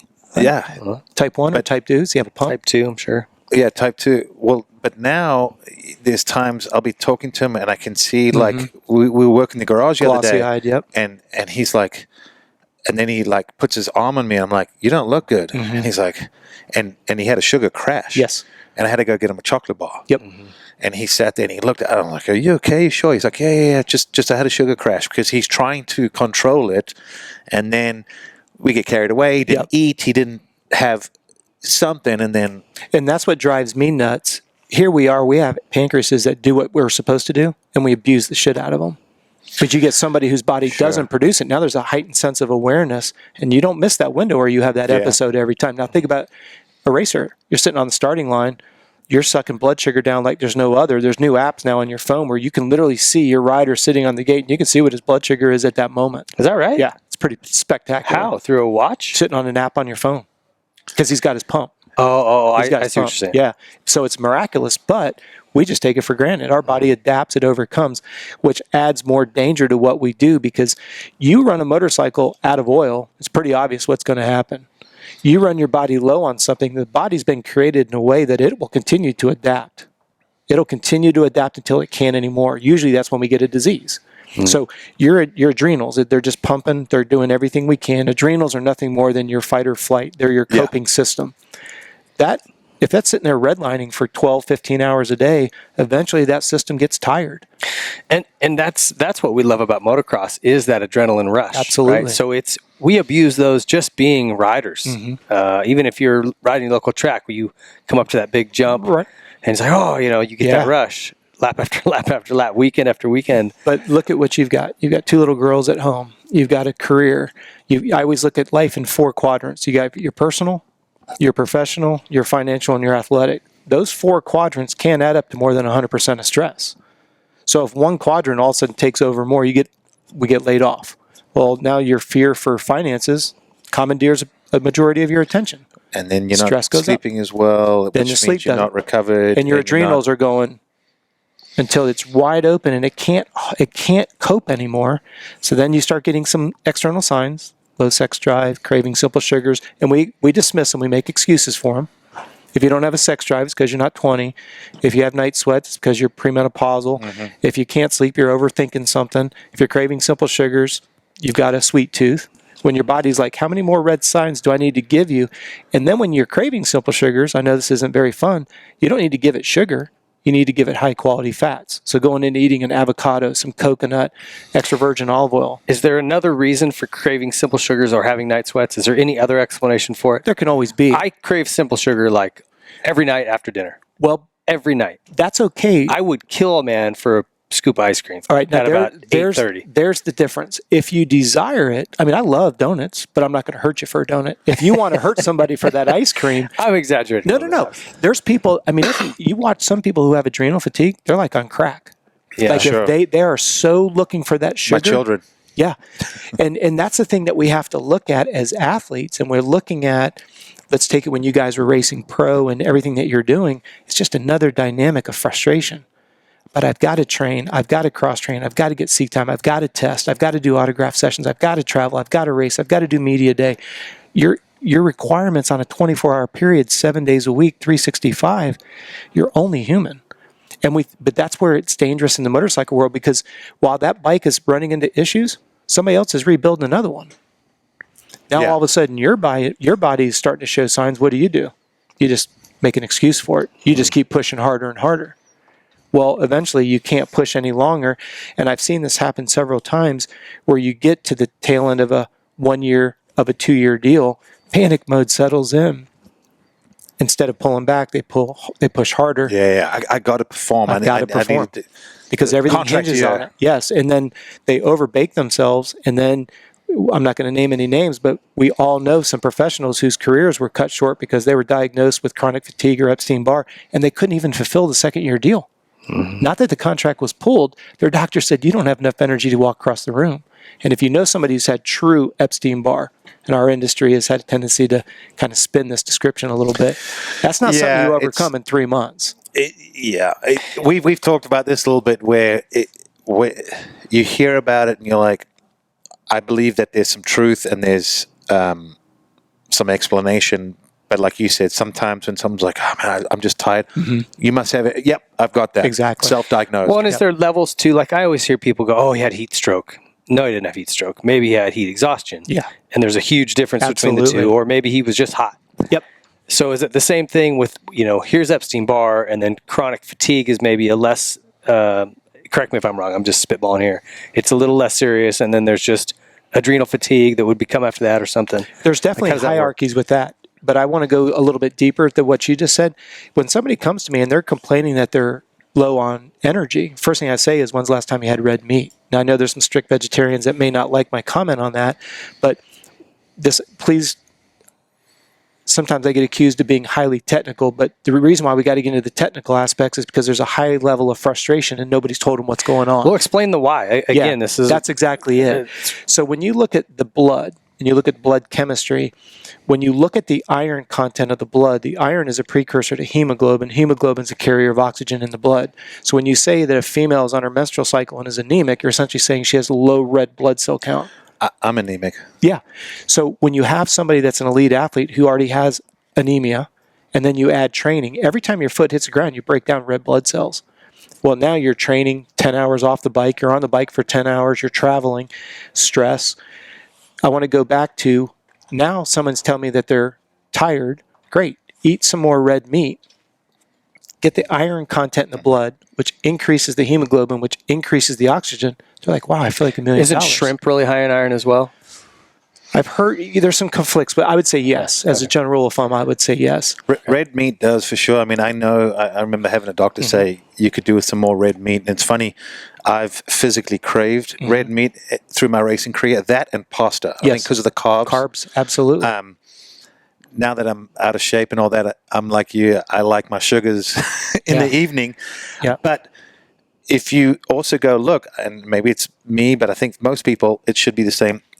You don't give in 3 nights in a row. On night 4, you're not craving those sugars at night either. So to me, it's also that habitual type thing where it's like, yep. I mean, I hate to say it, but for me, it's like, oh, yep, done. Time for a drink. Dinner dishes are done. Yep. What do we have for dessert? No, we're thinking about dinner. Yeah. Well, but it's the same thing. I think another thing that I do is, which kind of we've been working a little bit together in this program, and like you said, we eat every 2 hours. I realize I've been doing sort of the intermittent fasting just because it suits my lifestyle a little bit better. So I don't eat till noon or 1 if my workout goes long. And then I don't eat again till dinner. So I'm only eating 2 meals during the day. And I just don't think I'm getting enough calories. So at the end of the night, I'm still hungry. I'm still craving something. Well, actually reverse that a little bit. If I take a motor and I run it with just enough oil to get through, I've stressed the system. This is where intermittent fasting has been taken out of context. You can sit with a textbook explanation and say you're going to go into a state of ketosis and all sorts of stuff. Totally agree with it. But I'm not going to ask somebody to put their body into a state of ketosis when they're already overstressed, overfatigued, and then we're adding, because remember, your body can't differentiate stress. You and Amber could get in a fight, that's stress. You could have an issue at the fire station, that's stress. You could find out you got a $25,000 tax bill, that could be stress. Now you're going to throw dehydration and now caloric restriction. Think about it this way, sleep quality is driven by satiating hunger. If you go to bed hungry, hierarchy of needs are like, we don't care you sleep, we're hungry. So you stare at the ceiling fan. So food before sleep increases the quality of the sleep. Sleep is where the body rejuvenates itself at a hormonal level. The problem is now you've gone to bed at 9 o'clock or your last meal's, let's say, at 9. You're not eating until 1 o'clock the next day. You just added another level of stress on a system that's already stressed out. Now you've got the adrenals overworking. When the adrenals overwork, they produce a hormone known as cortisol. Cortisol is a fat magnet. When you almost get in a car wreck and you get that flushed feeling, that's cortisol being dumped into your body. Well, cortisol in its natural state is part of your circadian rhythm. When you get towards the end of the day, your cortisol level should be at its lowest, which allows you to fall asleep. Okay. As you go through your night, your cortisol level Ramps should back rise, up, and that's yeah. that's what arouses you. That's why firefighters, police officers, and all that gets out of wink. It gets out of sync, and once that gets out of sync, that's why weight gain is such an issue, because cortisol levels are being produced excessively, and cortisol could be a fat magnet. So you factor all these in. You're doing intermittent fasting and stressing a stress system and gaining weight, going, what the hell? Because it's a stress system. They used to do that at medic school. We would call it stand and deliver. Be studying whatever topic, cardiology or whatever it was, and you'd have to stand in front of the classroom. They'd ask you a question. You had to answer it. And if you didn't know it, that feeling, like you're talking about, you just get hot, and you're like, that feeling's cortisol. That's it. Yeah. And when you put that collectively, it's a terrible feeling. Well, think about any kind of a motorcycle. You wouldn't do that chronically to a motorcycle and go, hey, I've excessively fatigued this bike. This bike's great. Let's take this, let's go race. Ready to line up for A1. Let's go to Hangtown or A1 or something. Beat to hell, but I promise you she's reliable. It looks good. Yeah. It's got some BNG on it. We're ready to go. And that's the problem where I become a little bit of a frustration for people, because they're like, you're overthinking. I'm like, no, you came to me saying X. I can't get an erection in the morning. Besides the sensitivity of the subject, there's an explanation why. You just don't want to listen to the why, because now the cool thing is intermittent fasting. The cool thing is CrossFit or HIIT training, high interval intensity training. I'm not bashing it as it on paper. Yes, I totally understand the physiology that's behind HIIT training, but I've yet to have somebody that eats enough and sleeps enough to be able to handle that.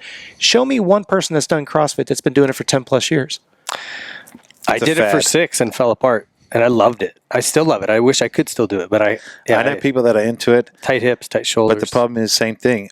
I got to see it a couple times and actually kind of participated. But I was like, because I knew half. I'm like, I won't be able to walk tomorrow. I just haven't used those muscles in a while, and to take someone, I'm a bigger guy. Yep.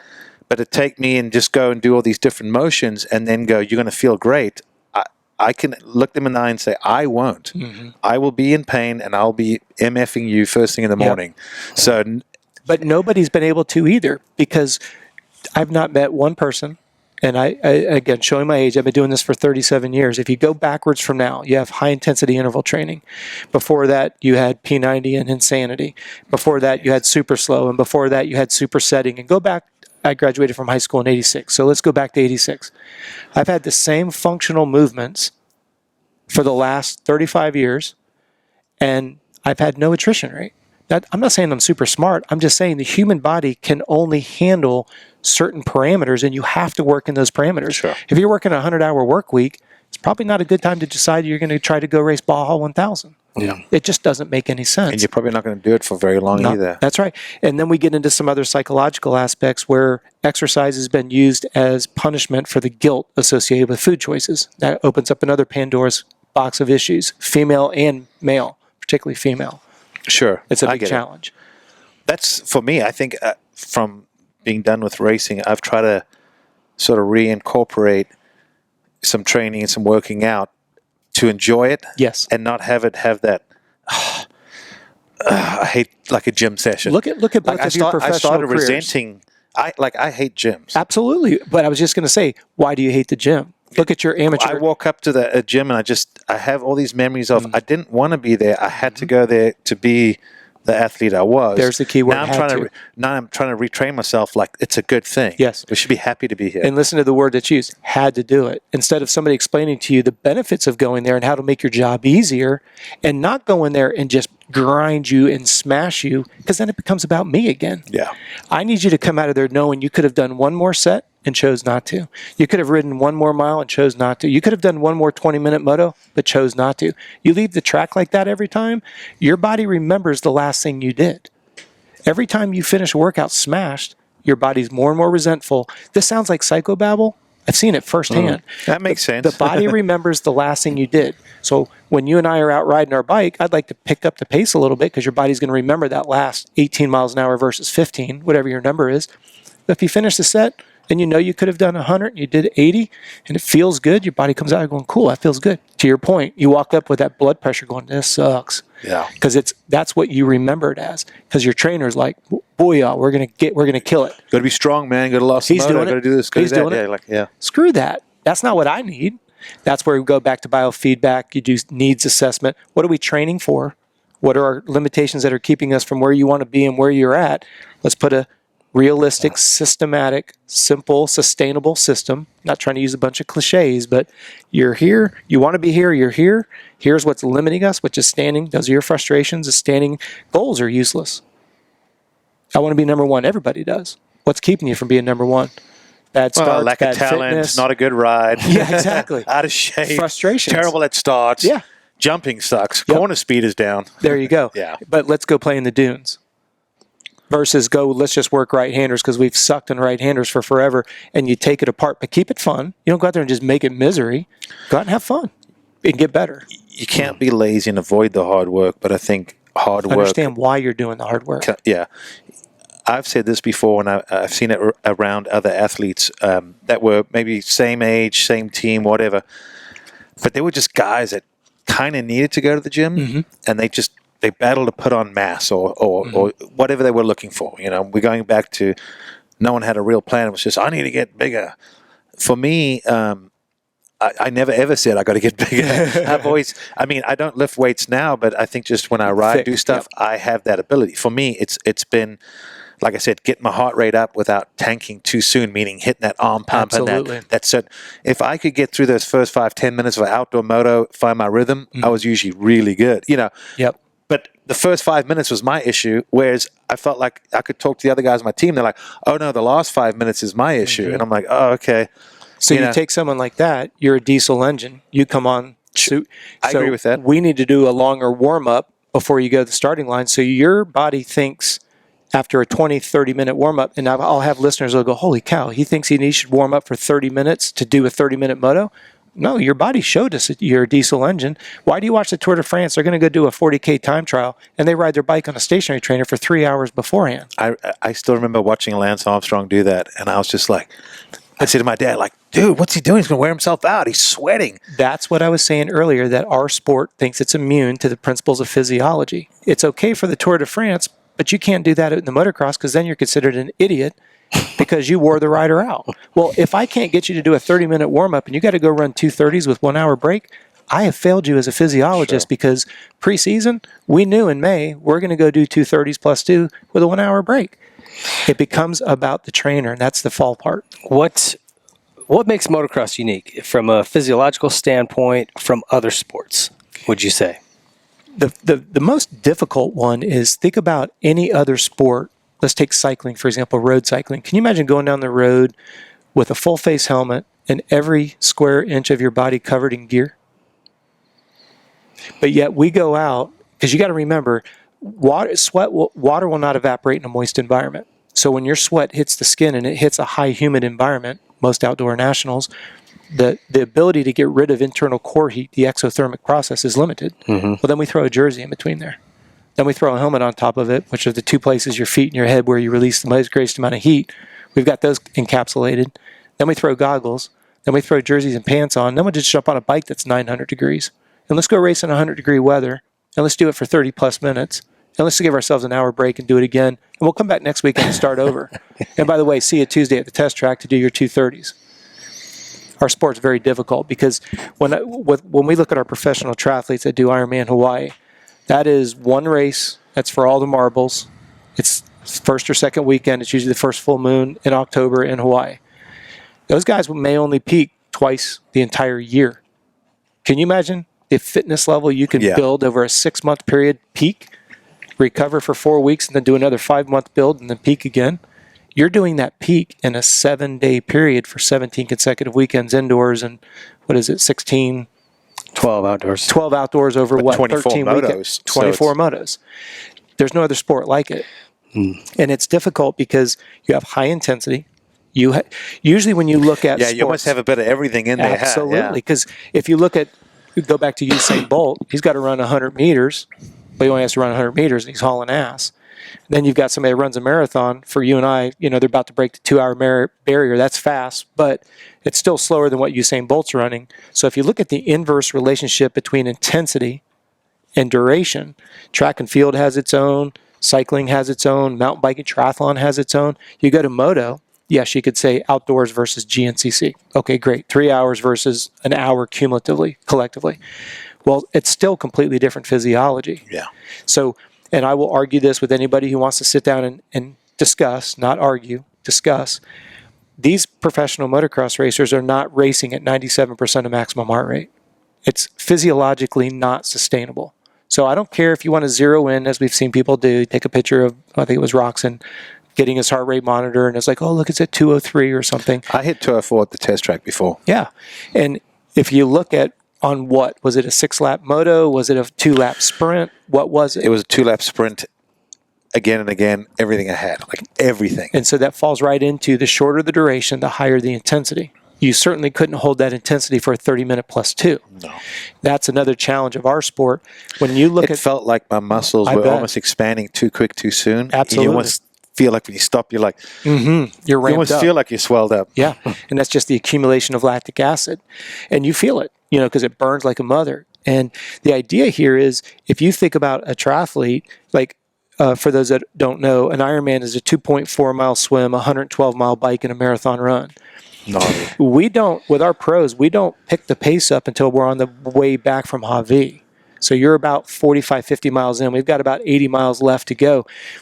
Food's more complex on the way out because the heart rate is low. There's an inverse relationship between intensity and food complexity. So on the way out, we know we've got to get calories. So we're loading them up. But then when we turn around at Hawaii, we start going to more of a liquid diet, and the run is nothing but liquid. Burning it down now, yeah. Now it goes because the intensity on the run's going to go up because you're using more collective muscle. It's almost like your fuel tank. It's you had exactly enough like it. fuel for the trip. That's right. But the key is, as you bring the intensity up, the complexity of the food source has to come down. That's why energy gels have become so popular. But I'm looking at balancing an 8-hour and 5-minute race. I'm looking at balancing a sub 8-hour race. Nutrition and intensity has to fluctuate. Your gate drops. You're not like, oh, I think I'll hang out here at 60% until the 15-minute mark, and then I'll light it up. Then you won't qualify. That's right. It's finding that balance where you know that you can hold that sub-maximal effort. I'm not going to use a number and a percentage because it's so subjective. Yeah. I just know that if I have you at, I'm going to use a loose number, 187, I know you can hold that for an hour, but I take you to 189, you can't last 3 minutes. Well, that's our threshold. That's where we've got. Now, our goal is to push that threshold up. That's where fitness and periodization comes in. That's where the science comes in, and people plug their ears and go, it's too much.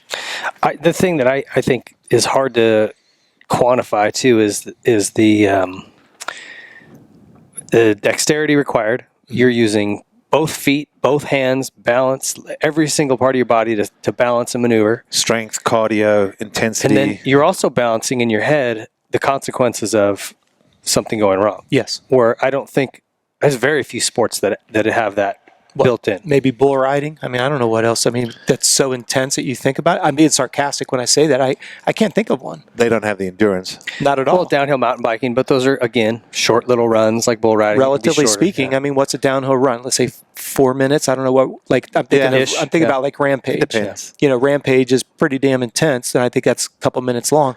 I think that's more because they're holding their breath. I would think so, yeah. Butt pucker. But yeah. I agree 100%. And when you add the inability to get rid of internal core body heat, that adds a complication, adds more stress to a system. The fact that you can't wick away the sweat adds more stress to the system.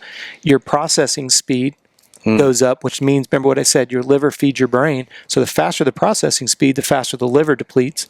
Well, once you start to hit low, that's when you start seeing people lose timing, miss their marks and miss timing. You said earlier, you flow early and you hit your marks. Oh, it's an easy moto. Oh, yeah. You start early facing everything. It's a long moto. It's a long moto, yeah. Because you're just depleting more and more and more. So when you look at those demands, you've got that inverse relationship, especially, and I'm not going to say this I hope the listener will understand, I'm not saying this disrespectfully. Any pro rider I ever work with, we never train for Supercross. We're always getting ready for May. Because if I can get you to get ready for 2 30-minute motos outdoors, I damn sure can get you go 18 minutes fast when it's 72 degrees in the evening for one moto. Sorry, no disrespect to Supercross. Also different. It's 100% different. It's so much smoother. I had the problem, I think, from honestly, for me in the beginning, 2:30 plus 2s, I would have said, I've got that. But a 15-minute, well, our main events were 15 laps. We were doing whatever less than that a minute. was. Yep. Yeah, It was could be 14 minutes, 13, 13 and a 14 half minutes at times. There were times 4 minutes into it, I was like struggling. Yes. And it was, like you said, you just kind of hit a wall. And I wasn't sure at the time. I always knew it was something like my heart rate exploded too quickly, too soon. Maybe I didn't warm up. But and then it's the worst thing. You're 5 minutes into it, and you just can't move, can't hold on, can't breathe, and it's like just that ongoing battle. It's that warm up. What people don't realize is there's a metabolic benefit to a warm up. You get something called the lactic acid shuffle moving. When you start to exercise, as we're sitting right here, where our bodies are producing lactic acid. Lactic acid is nothing more than the byproduct of converting stored sugar into energy. The higher your heart rate goes. Say that one more time. Yes, sir. Remember how we talked about glycogen as stored sugar from complex carbs?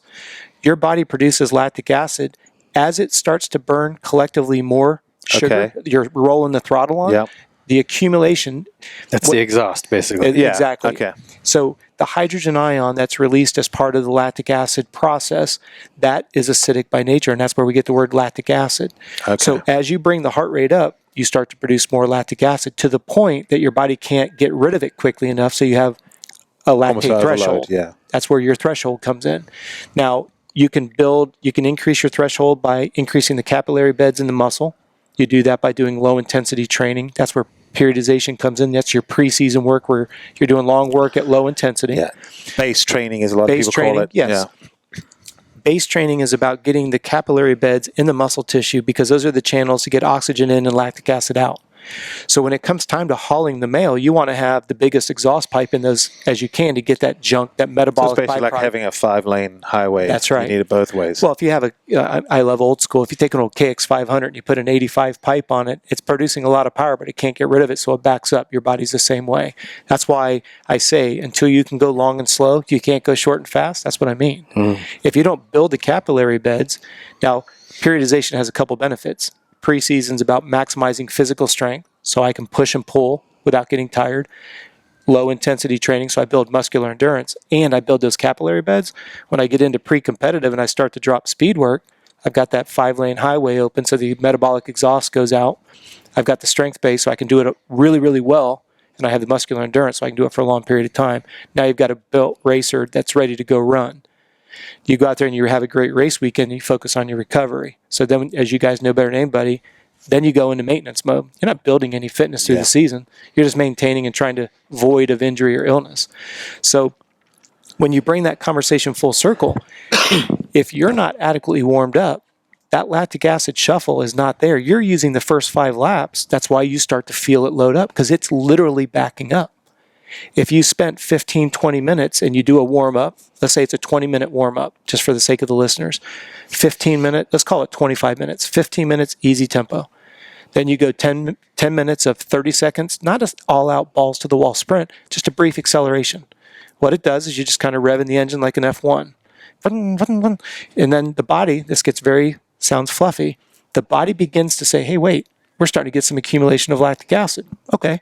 Sends a neuromuscular message to the entire body. It starts to dilate, open the channels up. Now, all of a sudden, what you're doing in the first 3 minutes, and you hope you can push through it without casing something, facing something, or just getting flat out taken out, that's where a warm-up comes in. And what makes it so hard is Supercross, what do you guys have? You got to sit and wait. You got to sit and wait. You got to sit and wait. You got to sit. Outdoors, you pretty much can go right from your rig right to the starting gate, get on the bike, and go. Yeah, I don't stop sweating from the time I get to the track, really, at a national. Yeah. Most of the time. And like when we had Adam C. at Loretta's, the way that the calendar falls, there's always one day, at least early on, that you would not have a race that day. So as soon as AC woke up, I immediately had him do a row workout for 45 minutes. Well, the cameras were all around like, oh my gosh, Rob's got AC doing a workout. We're not working out. We're stimulating something known as a glycogen synthase enzyme. Glycogen, stored sugar. Sure. A stressed muscle tissue will store sugar more efficiently than rested. So when he woke up, we did a row workout. He sat down to breakfast. We saturated his muscles with sugar.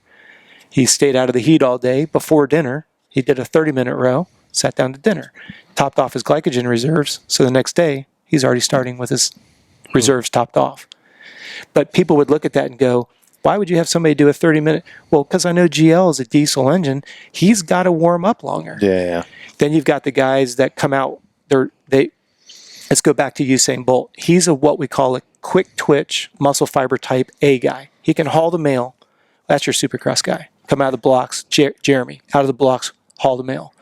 Then you've got those diesel engines, Blake Baggett, those kinds of guys that come on super strong at the back half. Well, that's your slow twitch muscle fiber type B. That's your marathon guy. Well, if I've only got a 30-minute moto, not a 3-hour or 2-hour marathon, I've got to move that curve forward. So he's going to do a much longer warm-up. And yes, I know it sucks. He's got to go do 2:30s. This is about metabolic activation. This isn't about testing his fitness. It's not about trying to overheat him. Go back to the example of Lance doing a 2-hour spin on this trainer to go do a time trial. He's not certainly doing it to get in shape. Yeah. But that's where our sport says, oh, that doesn't apply. What is the intensity of that type of a workout, though? It's like we just said. They'll have it where it's even tempo to get the tissue warmed up, and then they throw that acceleration. There you go. And what it does is it brings that accumulation of lactic acid up, so it doesn't shell shock. Like GL said, you can just feel it load up. That's because your system's backing up.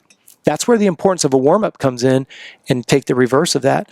If I come off the track and I just, no pun intended, just chop the throttle, the blood gets shunted into the extremities. So tomorrow morning you wake up and you notice you're real puffy, because the blood's been shunted to the extremities. When you bring that heart rate down slowly, it sends a message to the brain. It brings the blood flow back to the heart.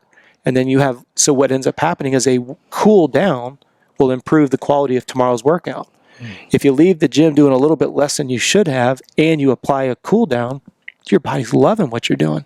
But this is where more is better, grindstone, suck it up, buttercup. Okay, good. We're done. Got to go. Exactly. Yeah. And that's where you've got to look at the structure. I don't say do a warm-up. I just explain to listeners why we do a warm-up. I don't say do a cool-down. Explain why. If I have to cut the main, let's say you are tight on time, always cut the main set down. Don't cut the warm-up and the cool-down, because you're going to get more out of the middle if you do the two bookends. And what happens is we don't think about Thursday because it's Monday. We just say, get in, get it done, get out. Yeah. And by the residual. Your plan is Monday, and it's almost short-sighted. And then on Thursday, you're on struggle bus, and you don't know why.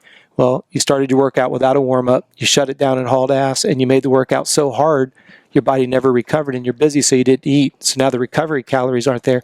Now the dominoes start to cascade the wrong way. And by the way, you're a pro.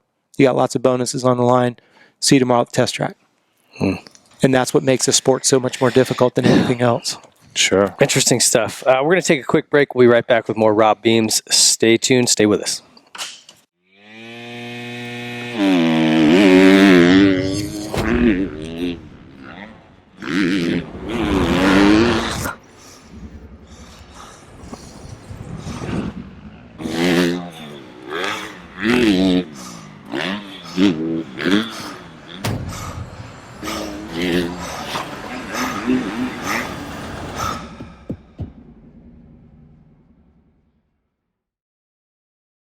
At Nihilo Concepts, we have a passion for innovation and for motocross.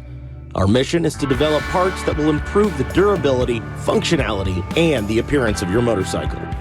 We're proud to say that everything from Nihilo is made in the USA in our state-of-the-art manufacturing facility in Stuart, Florida. Whether you race every weekend or you just ride for fun, Nihilo offers high-quality, innovative parts that you just won't find anywhere else.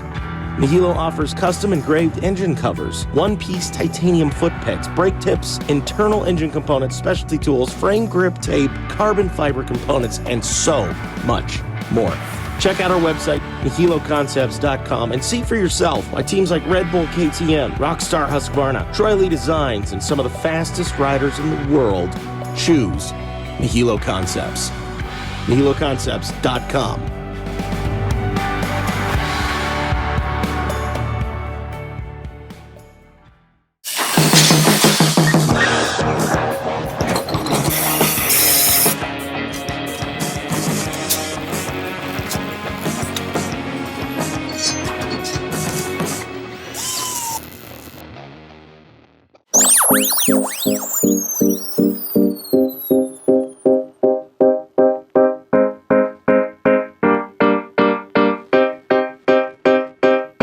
I see the sunrise. I wake up in the morning feeling so nice. I burn a couple bowls of the alright. I look out to the world and it's all mine. Yeah, it's all mine. I see palm trees and joints, kids smoke palm trees like ointment. My weed breath is fresh cause I keep my appointments. Now I can finally see, like I smoke some DMT. What you think we should sound like? What you think we do at night? Cause we the best of this shit. We made a mess of this shit. We wreck the rest of all the Wester with the recklessness. If you's a bitch, you might get snatched up like some necklaces. This where the rest of us live. You say we feel like the West Coast.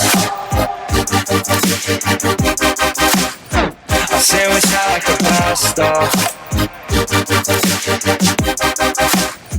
You say we feel like the West Coast. Welcome back to the Whiskey Throttle Show. It's your Troy Designs Timeout. Check out the guys at TLD at their website. Look at their full line of new gear, helmets, mountain bike stuff, and paint jobs. They also have some good sales. Yeah. Oh, yeah. Because they do some, they do some collections almost seasonally. So we have some stuff that's considered non-current that to me looks like the latest, greatest stuff, and it's 40% off. Well, there you go. I promise you, it's badass stuff, and it's really cheap. Well, I guess I'm talking to the people listening. Yeah, he does have to tell me, bud. I see it in the store, bro. Thank you to TroyleeDesigns.com. Get over there and check them out. Support them for supporting us. We're back with Robb Beams. And Rob, you and I have worked together a little bit in the past. And most recently, we've kind of collaborated. You got me this Garmin Forerunner 45 watch. And we're kind of going to run through, my wife and I, through some of your purely your analytical stuff and have you make some suggestions to our, exercise, diet, and everything else based on the data. And I think that's so cool. I think the only thing I had in my era, in the 90s to early 2000s, was heart rate monitor. Mm-hmm. And the only really the old school Polar watch. That was it. Yeah, that and was you the had, only one that you had to existed. wear the chest strap, and it was like I would get my resting heart rate first thing in the morning. Yep. Mm-hmm. And that would give me a idea of, okay, am I fatigued? Do I need to take the day off or not? That was something that I don't know about for you. That really helped me just to go, something's not right today. Am I sick or burnt out? Yeah, because I'd have days I just got up and I just felt lazy. I'm like, but at least there was. But at least if you could look at your watch, please be high. And I'm like, no. All right, I gotta go. I'm just a pussy. But I mean, that was, and then I had a kind of a baseline. I do a VO2 max test, and I had a baseline. Okay, here's your zones. But there wasn't even really a lot of, hey, stay in this zone for this amount of time. And here's why. And even if I got the numbers, stay in this zone today. This zone. I didn't get the why, and that pisses me off. Whether it was paramedic school or anything, I want to know why. Otherwise, I have a hard time absorbing it and adopting it. Sure. And so that's what I love about talking to you and working with you is if I've got a question, and I'm just by nature, I don't know if that makes me an asshole. I want to know why you're telling me to do something. And if you give me a good answer, then I'm like, okay, I'm all in. Let's do it. I think any educated person should. I think it's if you're just taking information, you're also going to get some bad information for sure, or some information that doesn't apply to you specifically as well. Take that or the misapplication of the information. It's easy to pull. Or lost in translation, That's right. I say. Yes. He was on the right track, but he told me to do this, but it was actually a little off. Instead of going left, it should have gone right, but it was so close. Yep. Well, and it's interesting because, I remember back when the watches, they didn't have memory. That you couldn't download them. I bought the first watch that I could do the recall when I was done. Like, and it was people were like, I'm like, dude, this thing's high end, but check it out. Well, and you can imagine in my world, I would go and take the watch data and, you'd push it and you could get it in 15, 30, and 60 second increments. So we would default it to 60. And then I literally would sit there and take each number, put it into an Excel spreadsheet, run macros on it. And now it links to your the first trainer I worked with in Europe, he did the same thing. Did he? Funny enough. You don't have a choice, really, because you need the numbers. But this is where I sound a little bit old. I hate to say it this way, but it's difficult for me when someone says wearing this is too much work. And I think how much work I used to have to do to get something. And now you've got this beautiful app on your phone, and it can tell you calories burnt, last 6 days average, hours of sleep, 7 days average. It can give you. It's also all too that. much work to get out of our vehicle to go get that double cheeseburger. Exactly. So we'll just sit in line. You know what I mean? Just have it delivered to your house. It's Just all have it Uber Eats. It's all what we've gotten used to. Well, and I'm going to sound a little bit of an ass here, but it's frustrating for me when I'm working with young kids. I just love riding my dirt bike. As I said earlier, I had a 78 RM80. We ran from the police officers to ride in the orange groves. We ran from the police officers to get back, and then had to rebuild the top end. Now I work with a kid. That's part of the fun. Well, now you've got kids pissed off that their fourth practice bike is a little tired and their practice track's a little dry. And you want empathy from me? You're not going to get it, man. Yeah. Or his graphics aren't looking They good. don't look good. So it doesn't look good for the YouTube channel. And I have to have a second set of gear for my second moto. And I'm like, what the hell? I was lucky to have one set. And at the time, it was Fox. So I got sloppy seconds because it wasn't JT. You know, I mean, it's really hard to be empathetic with these kids when they're just whining about everything. And then when I have this data that's available for me to help people eliminate frustrations, but either wearing the watch or... And, you know, I know there's stipulations. I'm not saying everybody has to buy. I'm partial to Garmin, great customer service. I'm not a brand ambassador. I buy all my watches. I show you the receipts for every one that I have bought. I advocate the Garmin platform because it is so user-friendly and the customer service is great. I love Wayne at Polar, and he does a great job for our sport, and I think anybody that works with him continue to do so because Wayne is the guy. But I look at the sophistication of the Garmin platform and what it can provide so conveniently. So when we do have an interpretation meeting, you're looking at your dashboard. You've got you and Amber sitting there. All right. And then like we did the other day, click here, go to this report. Now we're going to take this report. We're going to cross-validate it with another report, and then we're going to cross-validate it yet again. I don't want that to confuse the listeners. Please refrain from taking one number as the gospel. You said your resting heart rate in the morning is up. Why? Had a big day yesterday at the track. That justifies an elevated heart rate. We're okay with that. It's when you come off of a rest day and your heart rate's elevated.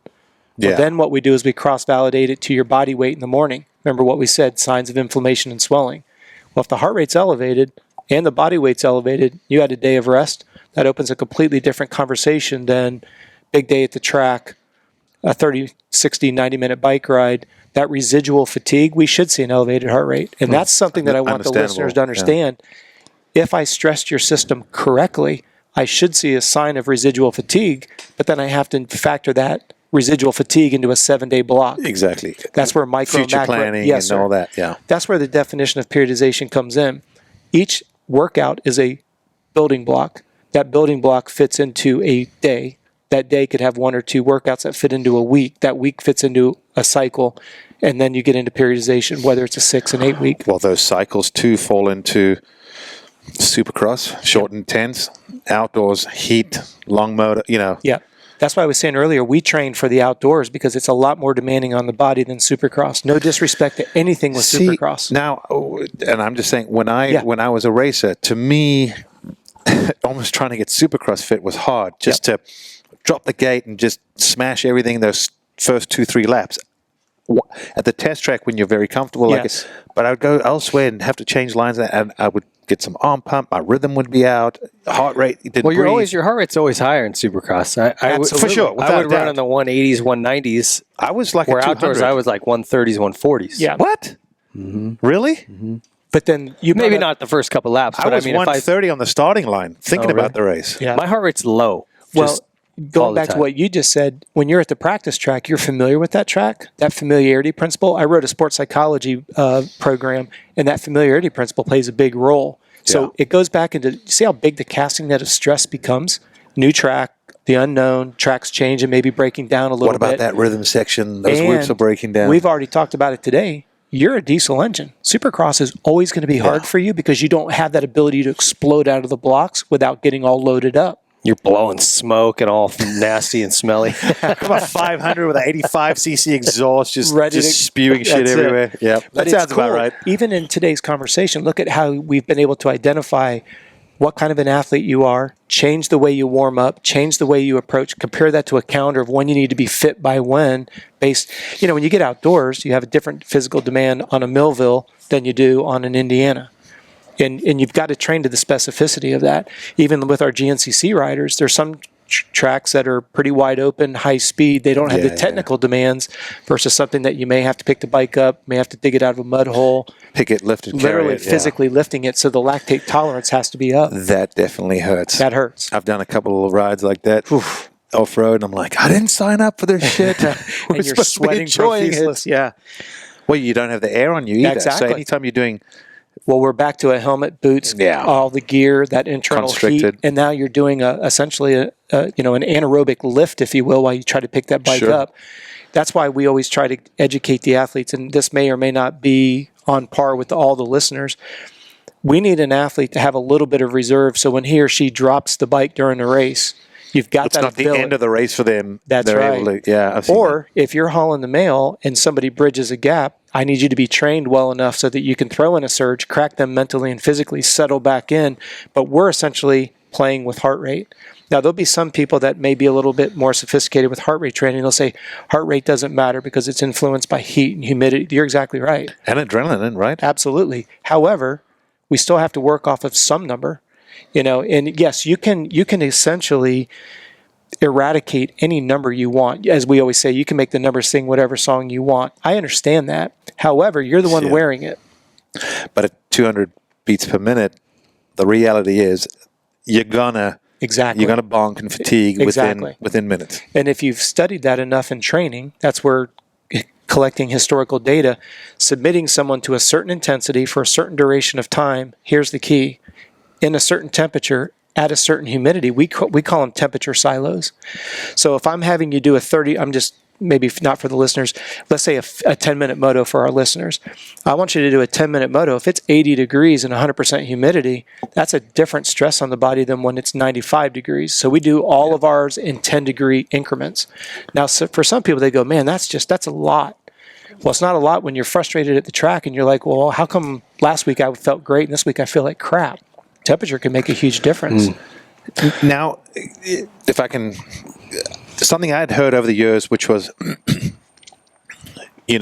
as you learn, you try and go, okay, I'll take that. That works for me. Okay, I'll warm up. I'll do this. Yeah. And I had a trainer tell me at one point that he thought my problem was I had become so, my body had gotten so used to, it was either warm up, cool down, or intense. And he said that I didn't have the ability to go through the ranges, meaning go from 130 to 185 or 190, that when it went too quickly, that's what caused a lot of my problems. Is there truth to that? Being able to go through the zones? It's absolutely true what he's saying, because the way that you train is the way you race. If you take what we've talked about today, if you recognize that there's that gap in the middle, that to me is your biggest opportunity for improvement, because I need you to be able, you get the whole shot and you're running at 87% of maximum and you keep putting 2 seconds on everybody a lap, hang out there. That's great. Enjoy it. Yeah, exactly. Now, don't we wish we all had that? Absolutely.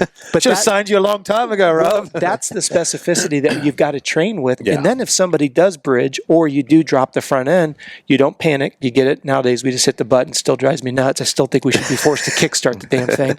But when you pick that bike up and you get it going again, riders still think you should be forced to putting in all those numbers into your computer system. All right? Exactly. It's all fair play, right? Yeah. Exactly. And that's the thing that I look at is we've got to have that margin in there, but the systems have to be built. I want the listener to think about heart rate zones 1 through 5. Think about it when the old days when we had carburetors going from idle to main jet. As you open that slide carb up, it changes. Well, you've got to be good at zone 3. You got to be good at zone 5. And this is where we look at the demands of racing. If I download your heart rate out of a 30-minute moto, how much are you really spending on, like you said, you go outdoors, lower heart rate range. Well, heart rate is dictated by the amount of muscle that you use. So if I'm doing max heart rate assessment, it's always going to be highest on the motorcycle. Running will tend to be second. Gets a little bit of competition between the ski erg or the Concept 2 rower because you're using both upper and lower body. Kind of a little bit like the Moto. Yes, cycling gets a little bit below that, and then swimming's below that. So when we're looking at max heart rates, you talked a little bit about it at the beginning of this break. The idea here, you've got to know what your heart rate numbers are consistently. You talked about doing a VO2 max. You can't take one that's 6 months old, 8 months, 12 months old. Your heart is just like your biceps. As it gets stronger, your heart pumps more millimoles, more volume of blood per beat. So Yeah. if I'm measuring the amount of exhaust that's coming out of a motorcycle, if I look at the amount of oxygen coming out of a heart, as it gets cardiovascularly fitter, it's stronger with each beat, you'll start to see the max heart rate go down, not always go up. A lot of people erroneously think the sign of a good fit athlete is the higher the heart rate. Now, there's always an exception to the rule. Somebody that has a heart rate of 200, I'm not saying is less fit than someone who's at 190, because you have to factor in genetics and all of that. But when you work with an athlete, and we're very fortunate, we have a very high retention rate of our athletes, you can see historical patterns. You can see as you change the volume and the intensity, that's always a ratio I want people to think about. You can't increase volume and increase intensity. It's just it's a prescription for disaster. Assuming that you're looking at periodization, we know that we got to be ready for A1. We've got to be ready for first round of outdoors. That calendar never stops. It just keeps ticking forward. But we test every 6 weeks because that way I know maybe my rudder came off the boat. I've only lost 6 weeks, not 6 months. Now, it's hard when you're trying to race every weekend to throw in a test. So that's where you have to really test those early season numbers. I'm talking about for a pro because you go to maintenance mode during the year. Yeah. And a VO2 max test really for a weekend warrior, average Joe guy is probably not necessary. But the blood work, I think, would be, right? That's going to be beneficial for anybody. Would you agree? Yes, 100%. The blood work, I think, at least if you go and explain what you're trying to accomplish, they send it to a lab. They just need to know what they're trying to look for. So I found the hardest thing was just explaining what you're trying to get out of this. I just want pull all the problem codes on my car. Let me know everything that needs to be checked real quick, and we'll make sure we get that. And then we have a baseline. Yes. Do you have a recommendation for what they should ask for? Full panel. A full panel. The most extensive you can get. Because just like we said earlier, we don't look at heart rate as the gospel. We look at sleep quality, food, burn rate versus intake and all of that. When you get a blood panel, the more broad spectrum you can get. Because if you look at electrolytes, sodium and potassium work together. You look at calcium. If you look at the electrolyte profile, they tend to pair up. When you're looking, like for example, when we look at iron, we look at B vitamins. Because like when you eat a piece of red meat, if you had brown bread with that, the B vitamins help you absorb the iron more efficiently. So a lot of people don't realize the combination of foods can help increase absorption. It goes back to what I said. If you're out of range, is it because you're A, not getting enough, B, burning it up faster than you can get it in, which is like you said, when you go and ride. And you mentioned, because like I'm always, every time I get a blood panel done, my B vitamins are low. So I'm on a B supplement. Yep. And you mentioned like the human body's really good at adapting. Yes. And so if I understand it right, my B vitamins are low for some reason. My body's stealing kind of robbing from Peter to pay Paul. Those are your energy vitamins. That's why. Is that what it is? Oh, absolutely. Look at your profession. Look at what you do, all the testing sessions you do for Vital and everything else. And then you're trying to ride on top of that, and you're trying to train on top of it. You do actually do a fair bit, and it's not always routine because you're up at night. Like just from dealing with you, I know you always try to do as much as you can, as long as you can, but catches up with you. I bet you if you went and looked and broke it down, you'd realize. Well, that's what's been really neat on this. He's been showing me the sleep app, and it shows you when you go from light sleep into deep sleep into a REM cycle, and you're supposed to go through that he wants me to get to 5 times a night. And like at the station, some nights I maybe get through one. Yeah, I mean, it's just. It is what it's tough. And I can see I start feeling like shit as those nights stack up. And you use the word stack up. I want the listener to think about residual fatigue. Like we were saying before the break, by the time you get to Thursday, you're carrying Monday's workout, Tuesday's workout, Wednesday's workout. So the idea that you think all of a sudden you're going to be polished at the end of the week, that's not always the case. And it's not a sign that you're not in shape or something like that. I don't want to sound redundant when we say this, but when your caloric burn rate is consistently 25, 30, 40% higher of your intake, I again, not argue, but I will discuss this with anybody. The thing that you got to keep in mind is that is stressful on the human body. Everybody who's listening to this has had children, particularly the women. When you got pregnant, you're on your best behavior. Slept every night, ate the best you could. Baby comes. Dude, when the missus was pregnant, I was on my best behavior. Absolutely. Yeah, you didn't mess with that. I didn't. Yeah, you don't mess with that. Yes, ma'am. No, ma'am. Whatever 3 you bags need. full. That's right. And so you add that one step further. Then the child comes, and what are the 2 things that we beat up the most? particularly for women. They don't sleep and they don't eat. Yeah. So we rush into this thing called adulthood, which we all thought was really cool and is way overrated. Then what ends up happening is, what are the two things that we beat up on? You have a very busy day at work. You get home late. You're going to catch up when everybody goes to sleep, whatever it is, pay the bills, do whatever. Well, now what have you cut into? Sleep. Well, what's the only thing? Well, there's two things that rejuvenates a body: food and sleep. So I want the listeners to think about this. Imagine a funnel. At the top of the funnel is high quality fats. They come in. The funnel represents the adrenal system. The adrenals have two hormones that they need to excrete: human growth hormone, HGH, and testosterone. Testosterone increases the red blood cell count. That's where you carry your oxygen. HGH is what makes us leaner and allows us to recover. That's why when you have surgery, they give you HGH in your IV drip to speed up recovery. Is that right? Yes. I didn't know That's that. standard protocol. Yes. I didn't know that. Yep. And so when you look at that, you're asking the body to excrete something without giving it the elements it needs. It has to have MCT, medium chain triglycerides, which are your good fats, has to feed the funnel. It needs to be rested so that it can excrete. Well, if you cut into sleep, you don't produce the hormone as much. So for the listener that's middle-aged, has some children, full-time job and all that, you're not eating enough, you're not sleeping enough, and you're gaining body weight. So what do? Go to the gym, smash yourself, and go on a calorically restricted diet. Adding more stress, putting on more weight. So what does a woman do? I'm not picking on the women. They add another workout. Because if I'm not... Before you know it, their butt's the size of this door back here. And they're about to go, and they are about to go postal because they're thinking to themselves, what else am I I'm supposed doing to do? everything. Yeah. Yes. Well, it flies And in you're the like, face it's of... the jeans, honey. Sue that jean company. That's right. That's right. You always Son of a hear, bitches. oh, it's just calories in, calories out. You Yes. know, you need to eat less and do more. And if you're at a caloric deficit, you'll lose weight. But that's not necessarily that true. sells lots of gym memberships. But what it does is it creates I a lot think- of adrenal fatigue. I think there's some basic facts that, a lot of times you're talking to people like, you're doing that and nothing else. Like, put down the donut and go for a walk. Like for some people, Well, like you got to said, remember it's goes back relative. to the basics of what the book says. Absolutely spot on. However, am I going to have you do high intensity training when you're already 100 pounds overweight and you're going through a divorce can't do and it. you just got laid off? What that person needs. Like if I was, this is going to sound sarcastic, but if I ever got put on The Biggest Loser, okay, I would have the athlete sleep 10 hours, or I'd have the individual sleep 10 hours a night minimum. I would get them up. We would walk for an hour. I would feed them a high quality breakfast. We'd go to take a nap. Real quick, That's crazy. high quality That's crazy. breakfast.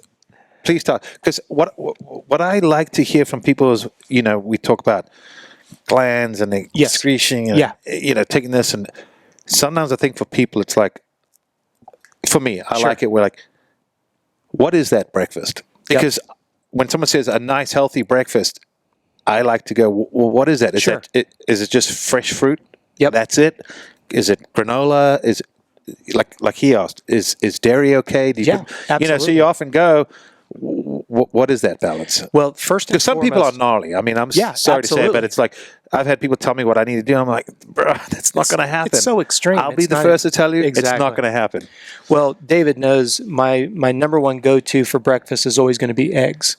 And the reason being is, and again, I don't want to use words that would frustrate All right. people. I just know some vegans out there that are just, I was just told the other day, oh, eggs are so bad for you. And I said, you got to be freaking kidding Based me. on what grounds?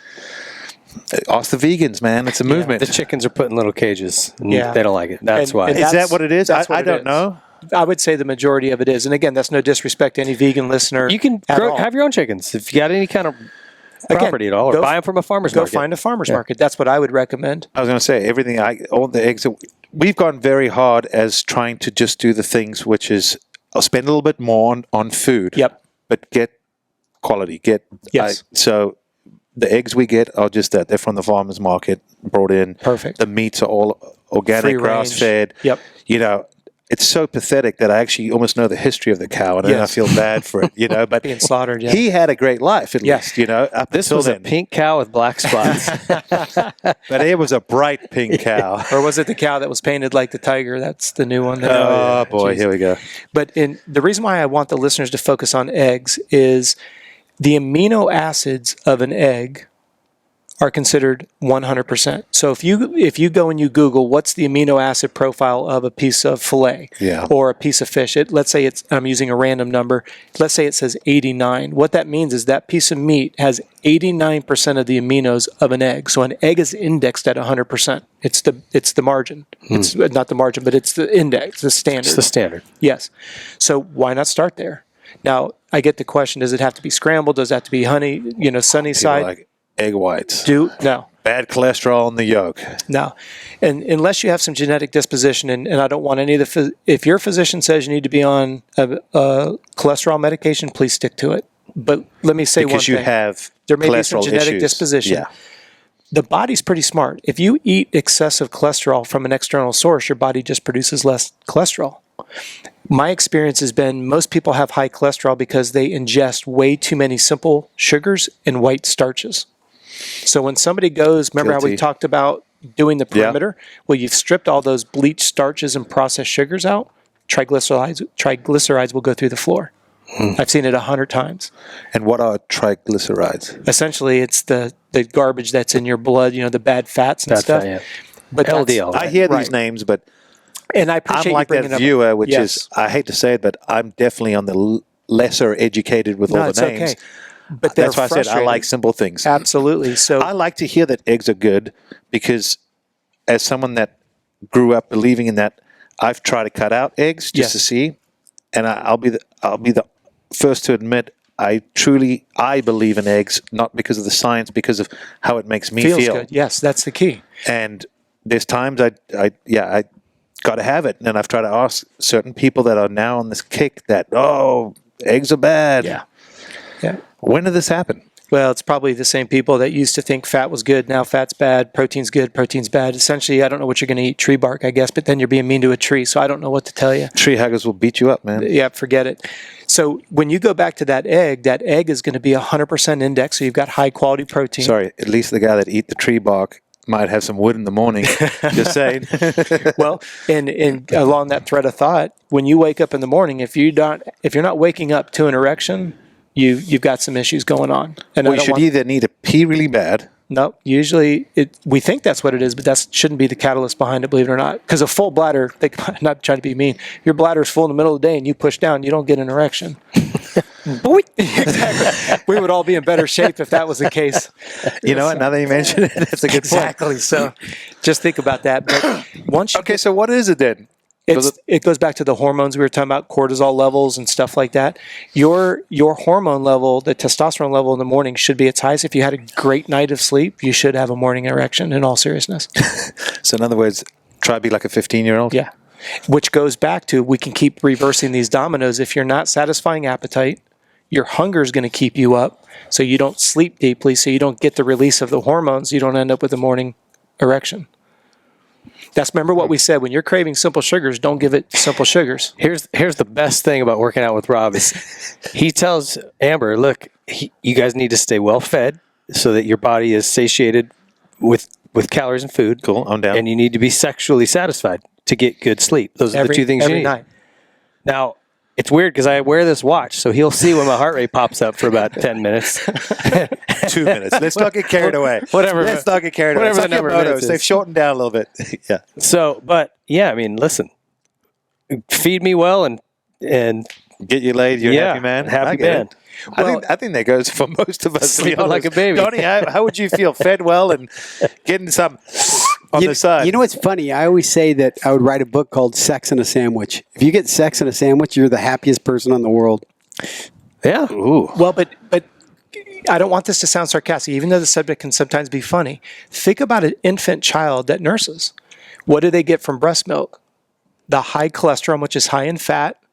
Which they need to grow. They're essentially food drunk. Well, that's like most mammals. You know, Yes. go look at it even in the wild. Yeah.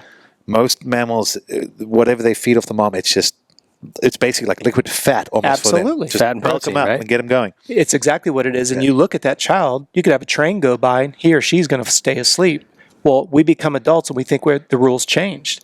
You've got to satisfy hunger, and you can only do it with two macronutrients, protein and fat.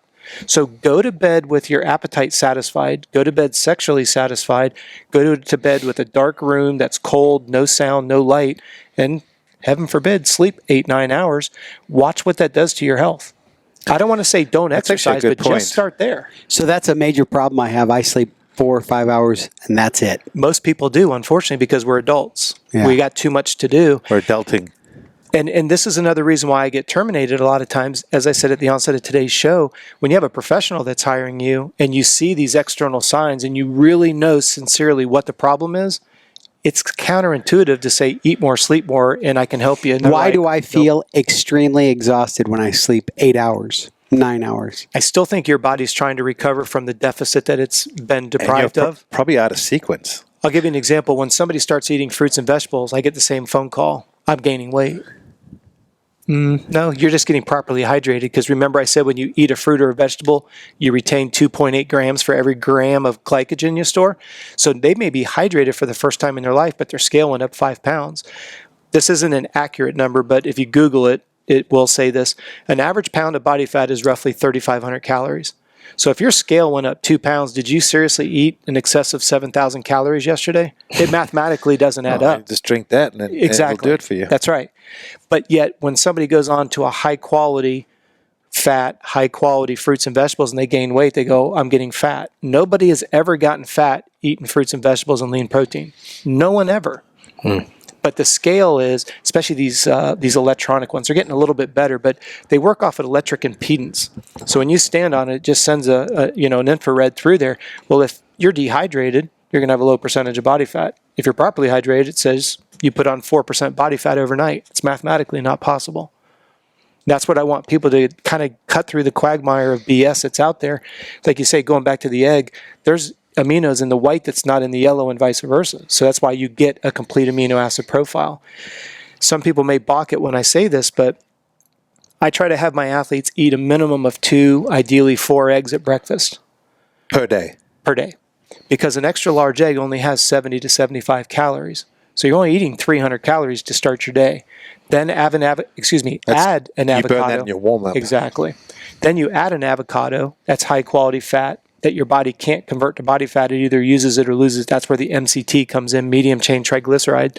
Add extra virgin olive oil on that, more high quality fat, your cup of coffee, your piece of fruit, I don't care what it is. And then I would like to see you have some kind of yogurt. Now, unless you're lactose intolerant, I like the acidophilus in the yogurt because that helps with the bacteria in the gut, which goes back to what we said earlier. If you're out of range, you're burning it too fast, not eating enough, or you're not absorbing. Well, digestion starts in a large part of it is in your large intestine. So if you don't have good bacteria in your gut, you're not going to absorb what you're eating. So do you see how this comes full circle? The blood can tell you a lot. My girlfriend's been studying this, and she kind of just echoed exactly what you were just saying there. And I've been, and even it's called kefir. I always think of it because of kefir, Chris Kefir. Yeah, but Yep. and I have a glass of that. I enjoy it. It's got some sugars. Yeah. It's got that, and I have better digestive. Absolutely. I have less gas. Isn't it amazing? And I'm like, okay, I get it. Is it like a kombucha? It's like a yogurt drink. It's right in the yogurt section. It comes in a bottle. When it comes out, it actually comes out like yogurt, but you can drink it. It's called kefir, K-I-E-F-E-R. I always think of kefir. Exactly. Yeah, exactly. And it's also tall, skinny bottle. So, but it's good. I mean, it comes in yogurt, and my girlfriend told me about that and telling me, because I think some of my sleep issues was, my problem is I always want garlic and then butter and this and that, and then go to bed. And she would say I would toss and turn because she thought I had gas buildup. Sure. Got that under control, and all of a sudden I was sleeping better. Yep. Felt, better in the morning, and I'm like, oh, that's just weird. Certain foods didn't react with me well. I didn't sleep well. You're sleeping, so you don't notice it, but someone that's next to you going, I couldn't sleep because, well, you're busting ass all night, and you're tossing and turning and slapping me with your hands and all that. Yeah. Like, don't do that anymore. Like, stay off that and try. So anyway, I've had to kind of almost learn again after racing. Sure. I know you're always trying to learn this stuff, but it's just interesting learning from the science and then what your body reacts to. Because there's times when someone says to me, do this, you'll feel better. And I've tried it, and I'm like, I don't know if I notice anything. Yeah. It's hard to go back and go, oh, yeah, I'm on board. But when you try things and you go, I physically feel it. It's like it you said also about the helps. eggs. You notice that you feel better on it. And when I've tried not to just Yeah. not looking at science. Just go, okay, I'll do 2 weeks without this. don't Just feel see, good. and I'm like, something's missing. something's missing. Yes, yeah. And then absolutely. just scrambled eggs, even without the toast. Yeah. Because I got away from the toast. Just Good. some scrambled egg and maybe a turkey sausage or some. I'm also a meat protein guy, so Yeah, to I me, like a little something. To me, I want the real sausage. Don't give me all that pseudo Yeah, crap. like you no said, maybe turkey like- bacon, real pork bacon, all that stuff. for sure. It tastes better. And when you go back to that breakfast, if you add that, let's say that you guys were back training and racing full time, throw some good salsa on there. It's all tomatoes, which is an antioxidant. You got a little bit of sodium in there. You get maybe a little bit of onion and green pepper, whatever you do. Your body is those are all electrolytes. So are you out on bread? What about Ezekiel bread? I love Ezekiel bread. I love the dark breads. To me, again, bread has been completely, made out to be the bad guy. When you go to the grocery store, whenever you pick up the bread, if it's light, put it down. There's no nutrient value. If you pick it up and it's heavy, it's nutrient dense. It's very simple. The darker the breads, the more nutrient value it really has. Like a pumpernickel or a rye is going to progressively have more nutrients. What about like sourdough? How do you feel about that? It's going to be a little high on the sugar side of it, but if you come to my house, that's what you can find sugar dough, because that's what I like. Okay. But what I'll do is I'll take What's your weakness, huh? Well, it's just my thing is life's too short not to have sourdough, just like to me, life's too short not to have, fat tire beer at night. Pizza once in a while, yeah. I eat pizza a lot. What's wrong with pizza? In all fairness, because I get that all the time. Pizza's bad. Why? Carbs. Carbs. That's what we've been told. But Too many yet, carbs. like- But if you're burning But carbs, that's exactly what GL said. To me, things get thrown out. What is pizza made of? Okay, granted, you have the bread. Okay, so order thin crust. Thin crust, yeah. Right? And then ask for less tomato sauce, which is where most of the sugar's at. What else is on the pizza? Cheese, vegetables, and meat. I don't understand why you have to villainize Why all pizza. the drama? Yeah. well, that was my question, and I've asked this question, and I asked you earlier, which was, what is the problem with a cheeseburger? Because over the years, so many people have sort of demonized it, and then when they break it down, they're like, well, if the meat's good, it's There you good, go. and All the the ifs. cheese is not bad, and well, there's really nothing in lettuce, and tomatoes got. But see, some that's of where it. they're wrong. The lettuce has water. It has, it's not nutrient dense, but a tomato is an antioxidant. And this is where you look at that breakfast question. If you have 4 eggs and you have a little bit of the kefir and you have some salsa on your eggs, I don't care how you do your eggs, and then you have some sausage and then you have a piece of fruit, how stuffed are you going to be after you eat that? Now, here's where it goes back to what we said earlier. If you're eating within a 2-hour window, you're eating before you're hungry. People who have had weight issues, that's counterintuitive. Wait a second. I'm supposed to be hungry all the time. Exercise Only is supposed eat to when be I'm starving. That's right. Yeah. Or I'm only allowed to have 500 calories, like the whole keto bullshit. Because the idea is that on paper, keto, yes. And I know there's books and runners and everyone's like, oh yeah, this ultra marathoner. F that. Okay, because I want to talk to that person 15 years from now. Oh yeah, you sold books and that's you the did thing, all yeah. your shit. That's not It's a lifestyle. sustainable. It's not a. No. That's If you can't do it for the next 40, 50 years, Exactly. then what are you wasting your time? And that's well, a where lot I of those get people that frustrated. write those books about how great their program was. Seriously, Aren't doing it. Go back and look. They now have a new book that's almost counterintuitive of opposite. what they were telling you to Absolutely. do. They mold it to say that it's an extension, but you're like, no, wait a minute. I don't want to mention names because there's some people in the industry, but I just had this argument about eggs. Yes. That's why I brought it up. Yep. I'm told it's. Wait, it's, is there any value to some of these types of diet to jumpstart somebody that's overweight, or is there no value at all? I think any extreme is invaluable because what it does is it creates Yeah. such a shell shock to a system. Nobody is coming to me with enough sleep and let's say the lack of stress in their body to be able to take on something that's quite stressful. I was Intermittent going to fasting say, for pain. wouldn't you love someone to come and say, I don't like sugars. I eat healthy. I sleep too much. I'm so well rested, but I want to win. Exactly. Be like, work you know with what? We actually have a good starting point. Well, and it's amazing because when you get into our multi-sport business, triathletes, and then you get into marathoners and stuff like that, we have athletes that'll sleep 12 to 14 hours as their evening sleep and then still get a 3-hour nap. Now, it's not the most glamorous lifestyle because you're essentially That's sleeping. what my dog does. My dog does the same exact thing. My dog's so fit. Oh, my dog is like crazy fit. It sleeps all the time, and then it gets up and eats, and it goes back to sleep. But let's talk about how much energy he has when he does wake up. Yeah. And he'll run circles around you and that's where I want the listener to pay attention. It's easy to create a clinical environment. You brought up VO2 max. I'm not a fan of VO2 max assessments because when you go into a testing center, the temperature is regulated. Yeah. The humidity is low. And last time I checked, you're not trying to train for the Tour de France. So why do they have you on a bike erg when you're trying to show that VO2 max relevancy to motocross? Why are you running on a treadmill trying to show its VO2 relevancy to motocross? Now, there's no portable VO2 max that you can strap to your helmet to do it while you're out there on a motorcycle. So to me, it's a number that's invalid. Now, these watches will say your VO2 max was 50, 52, whatever. Great. It's a benchmark. It's a number. But we've also discussed off the air that it's just a basic logarithm that if you do something long enough, it's just going to work within parameters. You have to pull it out of that environment and then cross-validate it again, which is what we do as an analytics company. I don't want to bore the listener with that, but these watches at least are a good starting point. To the question that was asked there, I don't think we should go to any extreme. I use an acronym, KISS. Most people, as soon as they hear it, are going to think, keep it simple, stupid. That just shows you how negative our mindset is towards fitness. I say keep it simple and sustainable. But that's not sexy. That doesn't sell books. That doesn't sell bars and bags and stuff. No, but it's so valuable because everybody that's overweight or wants to start a program, especially guys that are older or guys and gals that are older, they're like, they don't have a middle ground. They think I have to go to this radical position in order to do any good at all. Well, we've been told no pain, no gain for so long. Right. And the thing that we've only been doing this And if you probably throw a in the couple of towel, you're a weeks. pussy. Yep. But like today, I did a road bike ride with my wife, and it was like enjoyable. I was in my Absolutely. zone 2, so I wasn't blowing up. Yep. He was pumped she didn't beat him. Yeah. That's why he's happy now. It's just been, I don't want to say it's been easy because the circuit training bit that we do is tough for sure, but I'm enjoying it, and There's I'm the not key. grinding myself into the ground. I feel like it's something I can continue to do, no problem. Well, and the crazy part about it is once you get 3 months, you get 6 months, you get 2 to 3 years, the body has readjusted itself where now it enjoys it.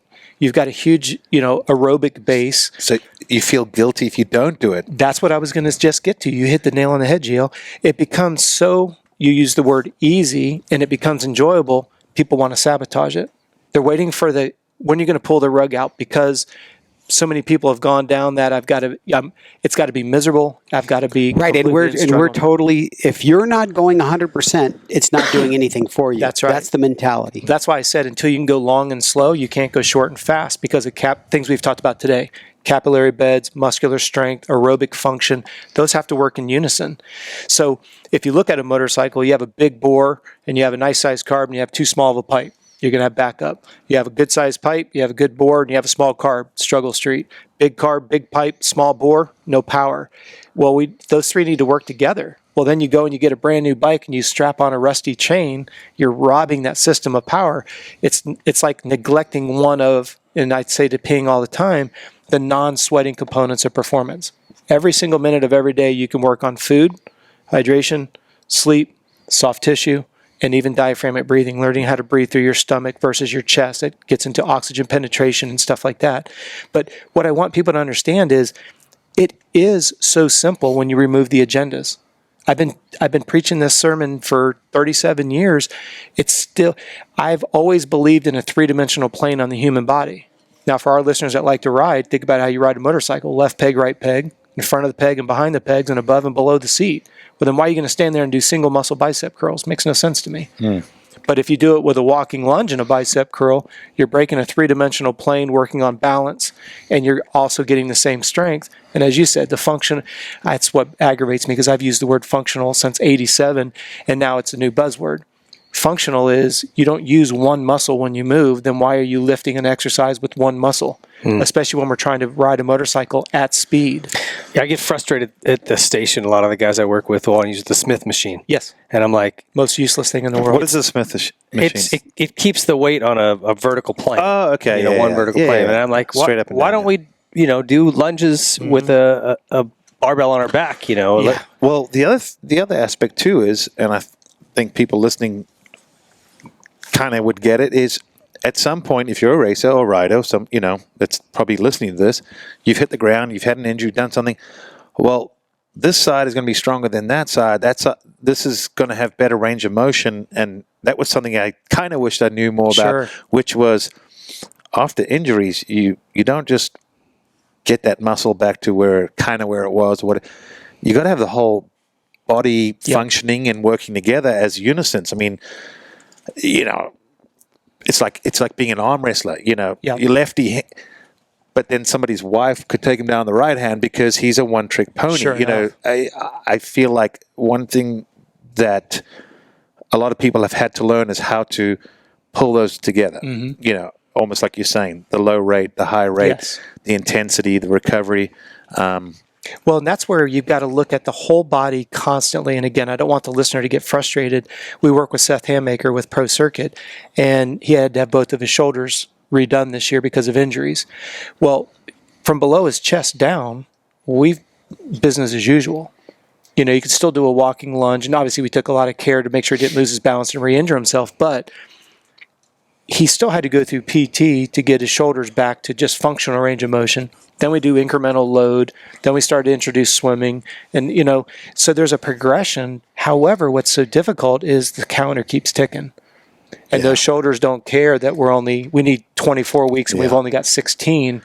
And that's where the sport becomes a little bit frustrating for the athlete because, and I'm going to sound like a smartass when I say this, I always want to be ahead of that. I want to make sure that the functional range of motion is there. If you do take a high impact, yes, none of us are immune to an injury, but if I've got better range of motion, when I put that arm out and the head of the humerus goes through that shoulder, I'm not going to blow the posterior deltoid out and have to have my shoulder rebuilt. There's never 100% guarantee. It's like a car part. 100%. The weakest point is going to, whether it's the A-arm or the CV joint or the we rear talked shock. a bit about this we did a safety show with Doc Bodner and Eddie Casillas. It was a great show. Loved it. Yeah, we're talking about this sport just pushes you to come back before you really should. Yeah, from all sorts of forces, right? But and Eddie, a lot of it is the verbal side. You look at you're going to wait 8 weeks for that collarbone. You're a pussy. Exactly. And like Eddie said, that injury is just the source of the next injury because you don't heal it correctly. I thought that was what he profound. said. He said the biggest cause of injury is prior injury. The previous injury. Yeah, I thought that was great. And that's my frustration is when I'm trying to work on functional range of motion. Remember what I said earlier? Strength has to be met with flexibility, and flexibility has to be met with strength. One without the other, you're not going to be able to take an impact to the ground. You're not going to take a fifth gear get off and be yard darted down, ragdoll yourself and get up. But in October, November, nobody's thinking about that. Then when we're in the middle of the season and you take one of those high-speed get-offs, and because your range of motion is limited, your biceps are overdeveloped, you can't straighten that arm out, then the velocity slaps that arm out on a get-off. Well, now you just rip long head of biceps off the shoulder. Now you want to talk about rehab instead when I was talking about prehab. But that's not fun. It's not sizzling. It's not sexy. I've said it over and over again. I also wish someone had taught me the importance of stretching and just being supple, from injuries and everything. Over the years, I became so rigid, almost robotic. I think you look supple, GL. Thanks, bro. At least you're stiff in the morning some way. I just had to pee that morning, apparently. Well, heavy night of drinking will do it. That's it. There's an alternative way. You mentioned the word stretching. I wish people didn't stretch at all. Why? Because when we're sitting here comfortable, the body's always going to preserve the heart. So the amount of blood flow that's in our extremities is always going to be minimal. When you're sleeping at night, it's even less because the heart's always going to be the protected organ at all expense. That's why freezer, we get, when you get in the cold. I'm talking about after whatever your day was. Well, here's the key. When it comes to stretching, I only want you to do stretching when you're done with your workout, where the temperature in the muscle tissue is at its highest. Sure. Inside each muscle, you have what's called a muscle spindle cell. And it's a self-defense mechanism. What happens is, and I've had David do this, if anyone's listening to this and can do it in their office or at their house, I want you to stand up, put your right leg up on the desk, make sure that the toe in front is pointing straight up, and make sure the bottom foot's pointing forward. That way the hips are squared. Now just gently lean down until you feel that burn in the bottom of your hamstring. That's called the myotatic stretch reflex. If I get my foot on the desk, I feel the burn already. Exactly. So I'm that guy, seriously. But in all seriousness, I'm sure our listeners are as well. That myotactic stretch reflex is designed to keep you from tearing the tissue. It's giving you a neuromuscular message that says, release the tension in that tissue. So if you wake up and the blood's around your heart, the temperature in your extremities is going to be, quote, relatively low. Well, take a piece of metal that's cold, it's brittle. Sure. So your risk of tearing a muscle tissue is higher when you stretch, unless the muscle tissue has been warmed up. That's why I stick to foam rolling. Because foam rolling will change the consistency of the tissue through direct pressure. It creates vasodilation. Then, all of a sudden, you'll get an increased range of motion without stretching the muscle. So I want to make sure people understand the difference. I don't run anymore. We talked a little bit about static and dynamic. Yes. So the dynamic stretch prior to working out, more of a movement than a stretch. I think even calling Exactly. it stretching is a. But the key is the warming up of the blood, because remember we were talking about the importance of a warm up, it sends a neuromuscular message, and without boring the listener, it's vasodilating the tissue to get warm blood from the heart into the extremities so that your range of motion is elongated naturally. You were talking about during the break, going and doing a warm up for 3 laps slowly. You're just sending a message, hey, we're getting a heart rate, we're ramping it up. After that 3rd lap, then there's one at 70%, and then you start getting there. Same idea. I guess for me, I was more, asking about when you're done with everything. Because, In the evening? well, like whenever, you came back from your run, your cycle, your ride, whatever. So you're still sweating. You're still in the warm mode. Gotcha. Yes. Stretching is fantastic. Because I think, just like some people battle to build maybe muscle mass. I know a lot of guys are like, man, how often do you work out? I'm like, I don't. Yeah. I should, but I just have that body mass. But, it's different. Yep. I wouldn't, you could bring in a scrawny guy that could probably bench press more than I could, just because he's got that muscle memory. Absolutely. But I had a lot of injuries, and afterwards, and it's my opinion, was because, you had that big crash. Absolutely. And I just didn't bend, or, I think I was a little too broad shoulder, bulky, stiff, just didn't move, and then tore things. Well, I don't want the listener to think I'm against stretching. I was trying to be a little bit sarcastic. I've seen more people report themselves to us tearing something stretching than not stretching. Foam rolling and trigger point is always a better starting point until the tissue is warmed up, and then those stretching. So you get the synergy. I guess I should have been I was trying to be sarcastic. No. When you're done, perfect. Do you think 100%. stretching when you're warm Absolutely is a good thing? Because inside the tissue itself, you're elongating that tissue in its warmest temperature, and the risk of injury is almost non-existent if you're doing it correctly with good form. So basically, don't overdo it when you're cold. That's it. Which I think a lot of people, I think, is where you're going. That's where they want to do their stretching. Well, they'll do it in the morning thinking they're doing the right thing. And loosening up. Yeah, and I don't want to give the wrong impression that it's not productive. It can become dangerous because you end up tearing the tissue. That's why I prefer foam rolling. You're going to get up in the morning, foam roll. That compression vasodilates the tissue. You get the same benefit because you will have better range of motion and feel better, but you've reduced and eliminated the risk of tearing the tissue. Because we see a lot of people that report themselves, hey, I blew my hamstring out stretching. When did you do it? Right after I got up in the morning. Well, that's, as we just explained to the listeners, that's why it happened. So you're saying rather foam roll in the morning? Foam roll in the morning, in the evening before you go to bed. Just don't do single muscle isolated stretches because the risk of injury, literally tearing the tissue goes up quite a bit. Because literally the blood has been more centralized towards the heart, so the temperature in the tissue is going to be a lot less. That's why, like you were saying, Ping, some sport-specific activity, then some dynamic movements, and then get into it is the way to go. That's, again, not to be redundant to the listener, but that's why warm-up is so incredibly important. It's beyond the scope of the show, but it literally, at a blood chemical level, sends a message to the tissue that activity is about to begin, and you'll actually get more out of your workout. You will elevate the game of the workout, which I think is important to a lot of listeners who are trying to get a lot done in a little bit of time. Warm up. Looking back, I didn't warm up nearly enough. I would be maybe just barely breaking a sweat, but I was always like, I'm going to save my energy. I'm going to save my energy. Yeah, I don't want to burn myself out. Yep. I did. It's a 45-minute moto. Did myself a disservice. Well, I mean, even for Supercross. Yeah. It's like, good God, I can't go 15 minutes. Like, warm up. It is funny to look back a little bit, huh? Yeah, we look how cold it is, especially on the West Coast rounds. It's cold at night. You guys are sitting on the gate with the jackets on. Yeah. I've been fortunate enough, we manage the goat farm. We manage a couple athletes at Sandbox and stuff like that. And I've had the privilege of speaking at Ricky's RCU. And, I've always had the utmost respect, for the Jeff Ward, Stanton days where it was hard work and, fitness was really brought to the forefront. Johnny O and But the science Johnson. wasn't there.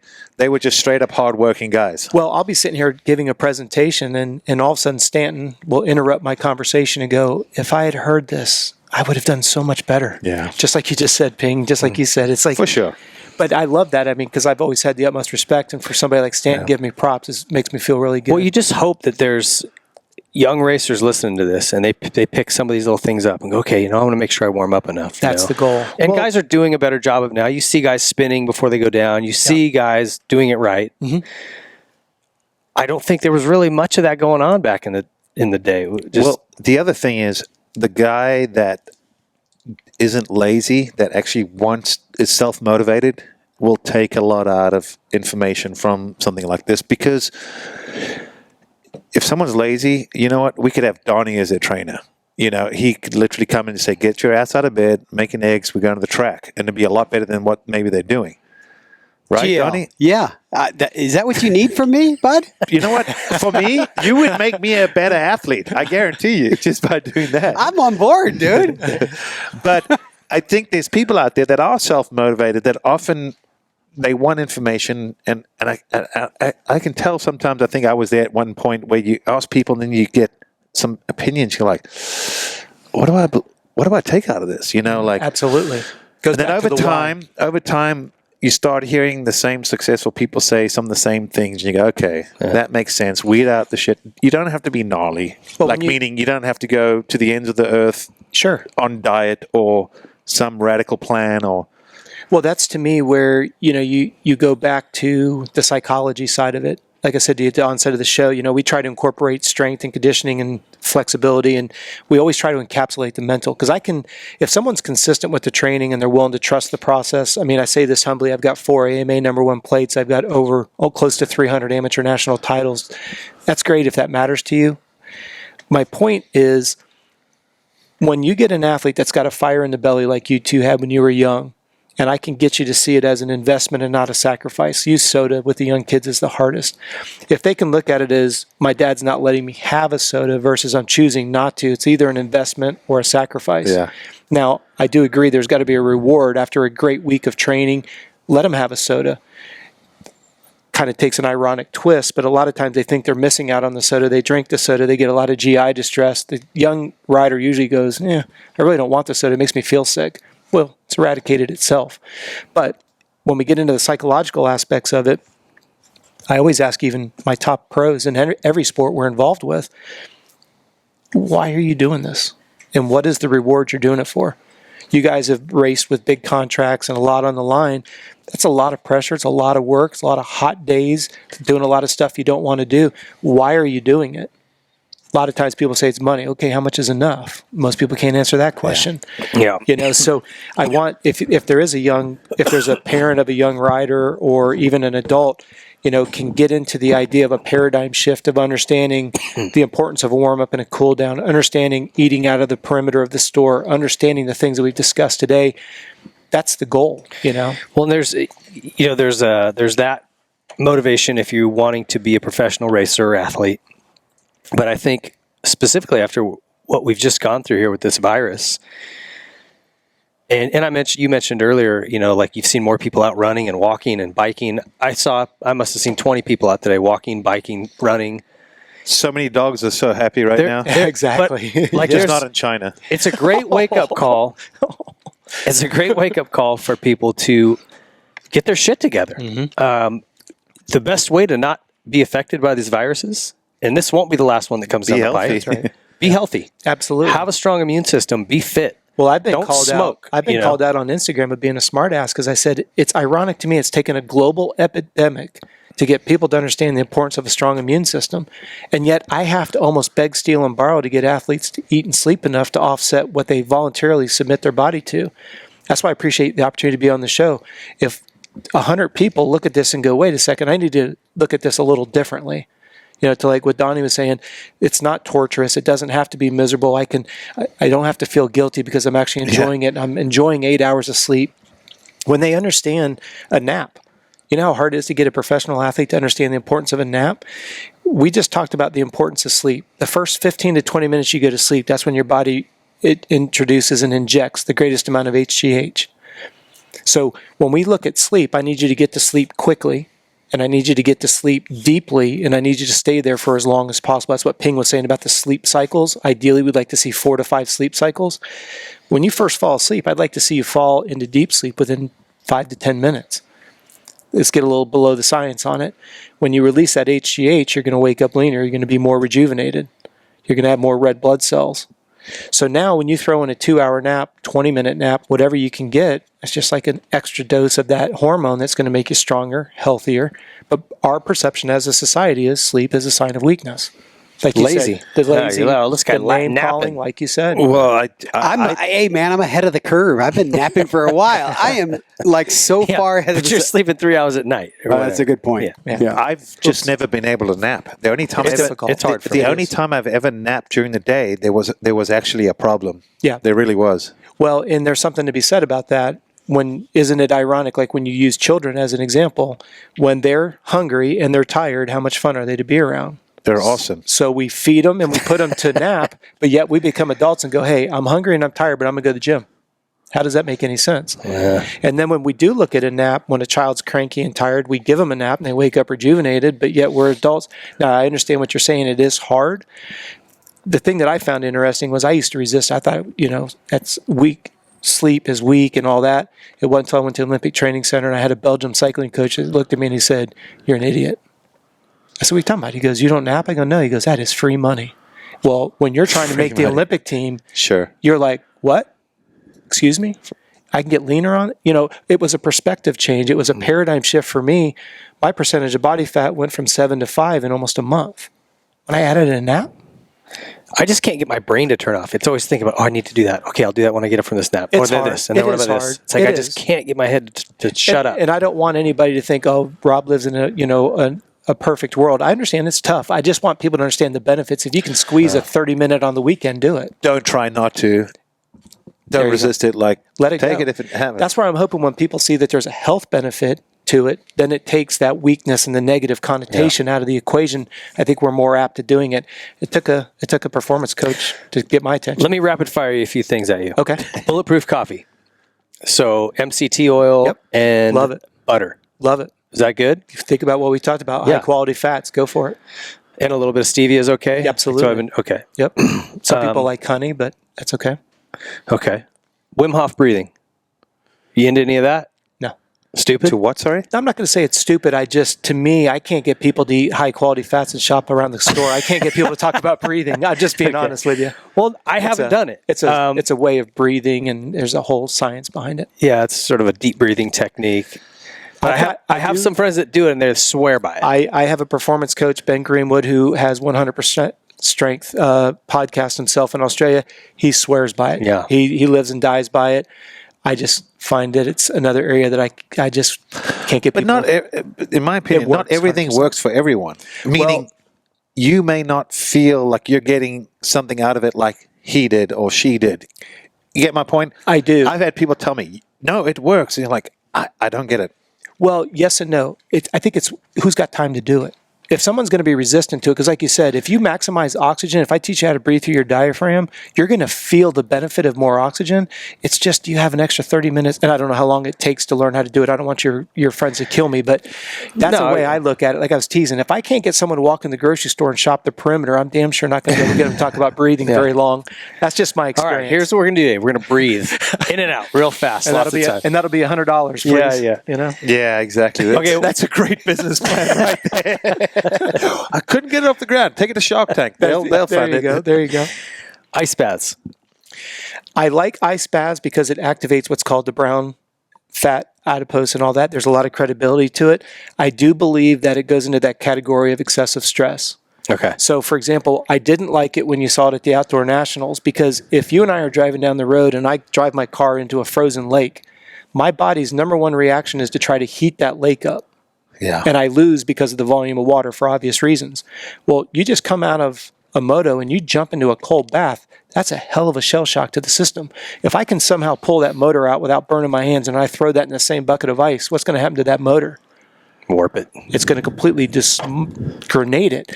So I always look at Too it. much stress on the metal. Stress is the name of the game for me. I see its benefit. I just don't think it should be so extreme. See, I would just take when I had the motorhome at the outdoors, I would take a cool shower. Yes. And even a cool shower would Take your breath away. Absolutely. Because, I mean, when I say cool, I'm talking like it'd be lukewarm. Yeah. But 72, 76 degrees. when you're overheating and all that, it's like jumping in a cold pool. So Yeah. Stress, it's too much. there were times I came out, I'm like, well, I do feel ready for Moto 2. Yeah. But, Well, and there's two sides to it. If you're doing it in between motos, I need to conserve energy. well, my thought was I wanted to stop sweating as soon as possible. But you're conserving energy by reducing the core body temperature without crossing that finite line into stressful. That's because I totally agree with you. Getting underneath that cold water, it does reduce the stress in a shorter period of time without it being so extreme. Now, So I was doing something right for once. and then at the end of the day, if you want to jump in the cold plunge because you're just exhausted and you want to chill, you're not having to go out and run another moto because you're going to feel muscular weakness when you stay in that excessive cold for a long period of time. Besides the excessive shrinkage, which I can never seem to get back.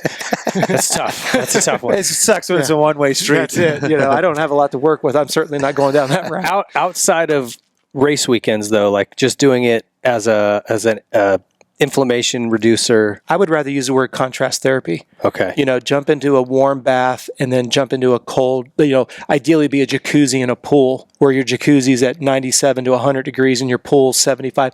I always look at it this way. I wouldn't go super, super hot and I wouldn't go super, super cold. Yeah. You're more about that temperature deviation in the middle and come out of it feeling good instead of feeling like either a lobster or an ice cube. Well, the ice baths are hard for me. I mean, I can't do 'em. I can't breathe. Matt Bonney and I get claustrophobic. Yeah. That's my problem. It's the mammalian diving reflex, right? Yes. It's painful for I me. start But people, battling to breathe, and then I have to get out because I freak out. There's the guy who owns the Orlando Magic, Richard DeVos, has a facility called RDV. It's right off of I-4 when you're coming from Daytona. Matt Bonney and I used to work out, and they have a cold plunge, and it's, I think, like 70 degrees. okay. And he would go into it up to his neck. I'd get into about, I'm not exaggerating, I'd get up to my calves, and I felt like there were needles coming from hell. And I'm like, dude, I'm out. And we had a clock up on the wall, and he's like, all right, I can do this for 5 minutes. And I was cold watching him. I'm like, I'm with you. I have to tap out. I can't do it. I don't care if you tell me whatever benefit it's going to give me, I'm still not doing it. I can't. Man. That's why I go back to... Well, we all have our thresholds, in a sense. But to me, you just get that contrast therapy. But I do want to elaborate why contrast therapy. When you go into the cold, you mentioned the word, you're going to offset that inflammatory process. But then when you go back into the heat, it vasodilates and it brings in nutrient-rich blood to facilitate recovery. So that's why we do it, because I do get that question. Well, isn't that sort of a nice way of saying you're just trying to circulate the body, just creating blood flow, motion, everything coming back and forth. Now, there is a little bit of an argument because if you go through a good day of racing, your body does need to go through its natural inflammatory process. We don't want to curtail that too much. And that, again, it's beyond the scope of today's show, but the inflammatory process is not a bad thing. We just don't want it to become excessive, right? And if you truncate that, you can cause other issues. Like I said, it gets a little technical, but I don't want people thinking it has to be one extreme or the other. Sure. What advice would you give to high-level amateur racers or pro racers? And then what advice would you give to local racers or even just people who ride, kind of more sedentary folks in terms of exercise, nutrition, health? I think when you're looking at, let's just call them, without being derogatory, like a weekend warrior, somebody that just loves to ride the bike, Yeah, he works. Absolutely. That's his hobby. Yep. And he just wants to be a better weekend warrior. Have fun, being able to ride longer without getting exhausted or hurt. I hear guys say, I just want to ride a day without arm pump. I just don't want to go home in a wheelchair or on a hospital bed. Everyone has their own, what I call, agenda. Absolutely. They just want to be a little, or maybe half a second quicker because their buddy just found some pace and he doesn't know how to do it. Everyone has their kick. I think where we have to start is just what we talked about today. I think everybody that wants to enjoy riding more, get a foam roller, get a tennis ball, and just increase your range of motion. Remember what we talked about at the onset. You have the skin, you have the fascia, and you have the muscle. If you get that sliding and gliding, you'll be able to ride longer. If you do happen to put the bike down, you may be able to get back up because the muscles are able to move. Foam rolling is great for that. the young, the younger riders or a pro that wants to get faster, just focus on sleep and food. I know that seems to be a rhetorical conversation today, but what are the two things that rejuvenates the body? Sleep and food. What are the two things we do the worst at? Sleep and food. I hate to say it, but that's exactly what I would focus on. The other thing is, if you're trying to get a second out of the track, I would recommend you go to the track with a purpose and an agenda. And I don't want to take the fun away from riding, because I always tease about this. When do we cross that line? Well, you should have days that are just fun. Just play, But please. yeah. I call it photo shoot day. You're going to go out and you're going to rail berms and send it and just have a shitload of fun. Instagram That's day. something that's gone away. It's too bad. We're, 80s, even 80s, 70s, 80s, 90s, Yeah. we would go to the hills when it would Dunes. rain. We'd go Yeah. to the dunes. Yeah. You'd go out and be reminded why you started doing this. That's It exactly. is just so much fun to ride. Well, at what day did riding your motorcycle go from I went riding to I went training? And I don't know when that happened, but that was when the usually fun when you stopped. turn pro. Well, and I Or think- right around that point. Or you have the Moto dad from hell that does it to you on a 65 where the kid's out. And this is where I always say when we go to the track, it's not about just, being a throttle monkey. It's the idea of going there with some purpose. If I suck in rights, as I said earlier, that's what we're going to focus on. What I like to do a little bit differently as a physiologist is I'll have you film yourself. You'll have somebody film you. And then let's talk about your frustrations. Why were you struggling here? And if I can look at you we do a lot of performance camps. As I said, we were over in Australia. We had a big tour over there. We were supposed to be there for 3 months, and then the virus obviously truncated that. But what I do is I'm not going to argue whether you should have 2 fingers or 1 on the front brake. I'm going to show you how the physiology off the bike in a 3-dimensional plane translates onto the bike for getting through the braking bumps, being able to jump better, corner better, understanding the physics and offsetting that. I call a motorcycle a moving gyroscope in a 3-dimensional plane. Here's why I'm having you do strength and flexibility off. Here's how it translates to being on the bike to pick up that second that your buddy's beating you at. That's where I want our listeners to really plug into. Well, and just something I wanted to make sure I drove home, because I think that there's a big misunderstanding when riders go, "Oh yeah, my trainer is this guy," and it's like, "Oh really? And what kind of education does he have? What makes him a trainer?" Right. "Oh, well, he used to race pro, And I'm like, "Huh, Well, okay." he trained that guy. Well, yeah, And that guy did and that okay. guy did well. Yeah. I mean, and that's not. I have a lot of really good friends who are trainers, and That is honestly most of... it's most of our sport. And I think that we're doing our sport a disservice. There's a huge difference between a riding coach, which I think there's a lot of guys that we have that do a great job, and a trainer, a athletic performance trainer, right? It was what you... Human performance Human coach is what performance I say. Yes, sir. So I really appreciate you being one of the very few that we have in this sport. That's why we wanted to have you on, because I appreciate it. those are 2 completely different things, and I think people gravitate to this one and think they're going to get the whole package. And I would just say, if they can't tell you the why behind it, then you need to look for a new guy for that side of it. And don't stop questioning. I think one thing that I probably annoyed the shit out of people over times, but I always ask questions. They're like, have a balanced meal. Like I said to you, what is a balanced meal? Absolutely. Well, Yeah. but what if I can't have an egg? Okay, well, what if I... And I could tell there were times they were like, just shut up and listen to me. But I'm like, I was always someone, I'm like, okay, because you take what you can and then go, okay, what works for me? What makes sense? Well, Because there's some things that if you said, do this, Yeah. I could tell you, yeah, I could incorporate that into my daily routine pretty easily right now. But you would tell me to do a couple other things and we go, ooh, Yep. that's going to take some work. Well, I've listened to you guys over the last couple of years. Listen to the consistent conversations about bones. Bones is like, all right, moisture's coming up. That's why we're doing this. This is going on. And but you understood the why, even though you're exhausted and you did it and you got numbers. He was also lying. Yeah. He was full of shit. And Let's be honest. And then when you left, at least there was some purpose and agenda there. Exactly. And that's what I liked about, and to this day, I will forever be appreciative of Ronnie Tishner because he was the first guy that understood that. I'm not here to compete with a riding coach. I'm here to complement and supplement, as we said, whether the leg's dabbing or you don't have the right attack position. If I see somebody that can't ride on the balls of their feet and they don't have that internal rotation, there might be some issues with the hip or the lower back. Whenever I look at a riding coach, and it's amazing to me, I never want to be perceived as a threat to a riding coach. I want to be a complement to the riding coach. But what I found interesting, I'm not going to name any names, there was an ex-pro who I hired him as a riding coach for a rider of mine that came to Florida. And he told the rider to drop me because I didn't know what I was talking about, and got the guy to move in with him, and then essentially told him, don't eat eggs, you only eat cereal for breakfast. That was exactly the truth. And that's when I blow my mind, because I have a 250F and I've read the manual, and nobody should hire me as a mechanic. And just because I've pitted out of a rig, or maybe I've had a pro card, doesn't make me an expert in nutrition and physiology and sports psychology. I'm not sitting here declaring that I know more than you as a pro. Please don't make a declaration. And that's not a tit for tat, and it's not a territorial thing. At the end of the day, and this is just as raw as I can be, the people who are getting screwed are the growth of our sport. Yeah. Because we're having a high attrition rate, whether it be at a pro level or at an elite amateur level. There's horrible. no disputing that. I mean, go look at since training became a forefront. Let's just say Carmichael. Absolutely. Let's just say in the last 20 years, it got changed. Most riders are retiring in their 20s, some in their mid-20s, where you go look back, guys were peaking in the premier class in their mid-20s and riding till 30. You start seeing the dynamics, and you almost see what's happening. Like you said, it's almost compressing, and we've talked about that with certain riders. Or I hate to bring Olden up to. We've talked about Olden, where he is intense, but a lot of his athletes have retired pretty young, in my opinion. Can you say they gave it everything for a few years and we're done?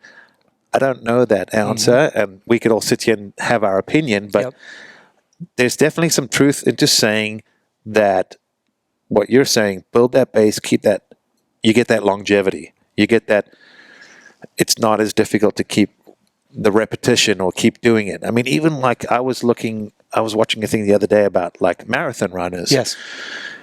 And when you look, you go, most of them do their best marathon technically when they were over their peak fitness, early 30s. I call it textbook feet. Yep. Like when they should have been smashing the records, they didn't because leg cramp, injuries, fatigue, something. And then when they weren't supposed to do it, they did it. And you're like, why? And you're like, they did everything right, and it just sort of organically happened. Yep. But well, you look at the entire dynamic of what we're in. I've talked to David about this off the record. My biggest mission over the next 25 years of my life is coach accountability. And I have my own coaching certification program with my coaches. There's an accountability factor, and that accountability factor gets parlayed over to the athlete. I don't want anybody joining our program without, like you said, if you don't feel comfortable asking a question, there's a problem.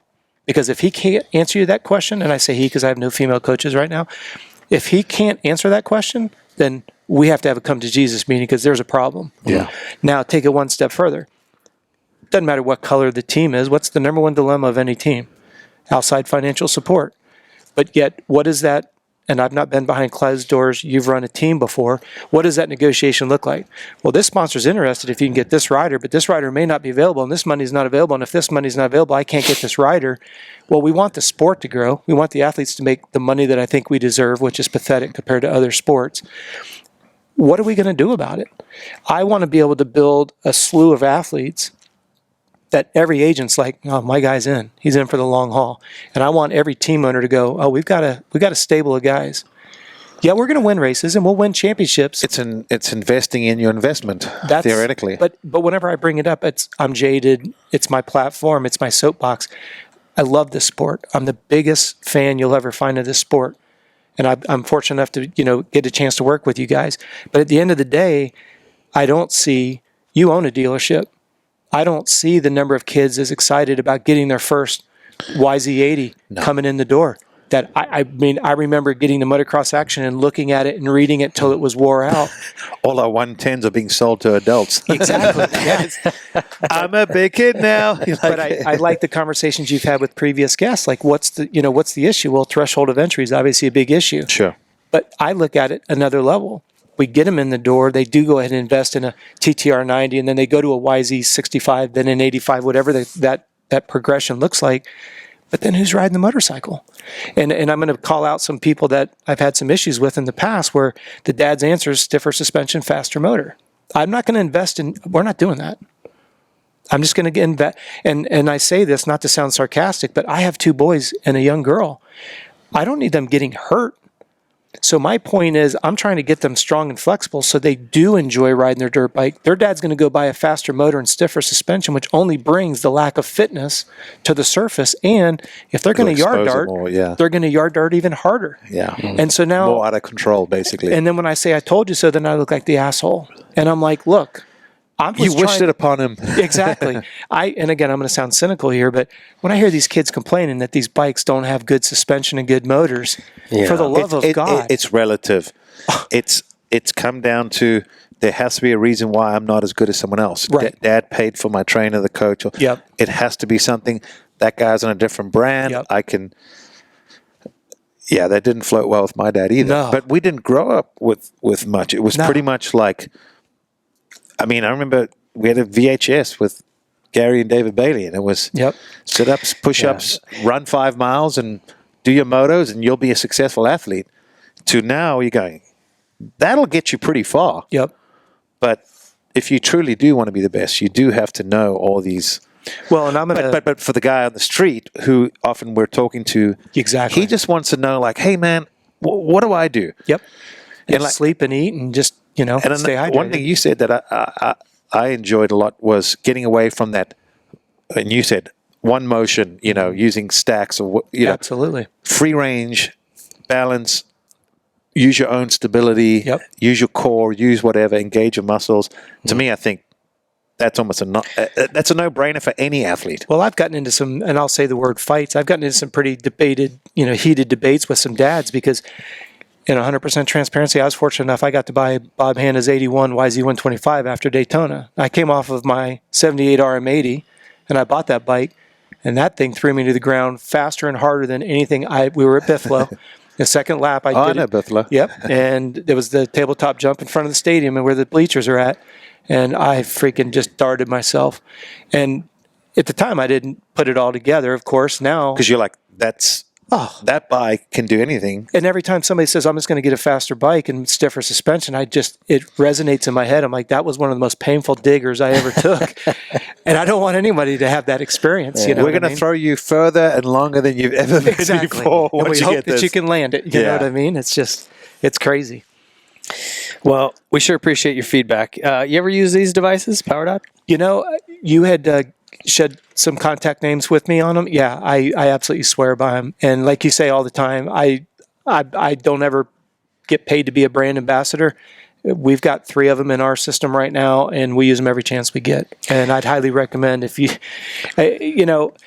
when Cooper Webb got hurt, the big thing was that PEMF, the mat that he was laying on, that was the magnetic resonance and all that. We've had that in our wellness centers for 15 years. Is that right? Yeah. My point is that stuff works great.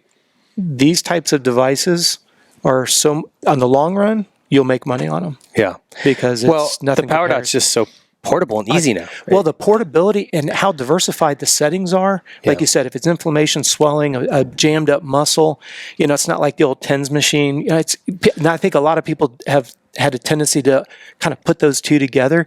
If you haven't really taken a look at the technology of the PowerDot, you really need to. Yeah. And as it took a basic science and made it.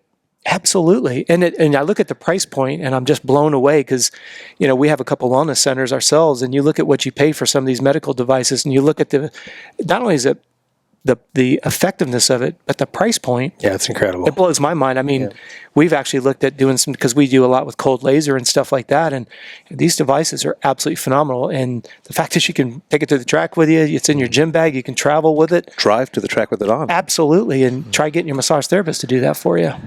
That would be great, though. And there's a that would be cool. There's a place for massage, but between the time and the money, a PowerDot's definitely. And again, that's not to try to blow smoke up anyone's skirt. They're fantastic.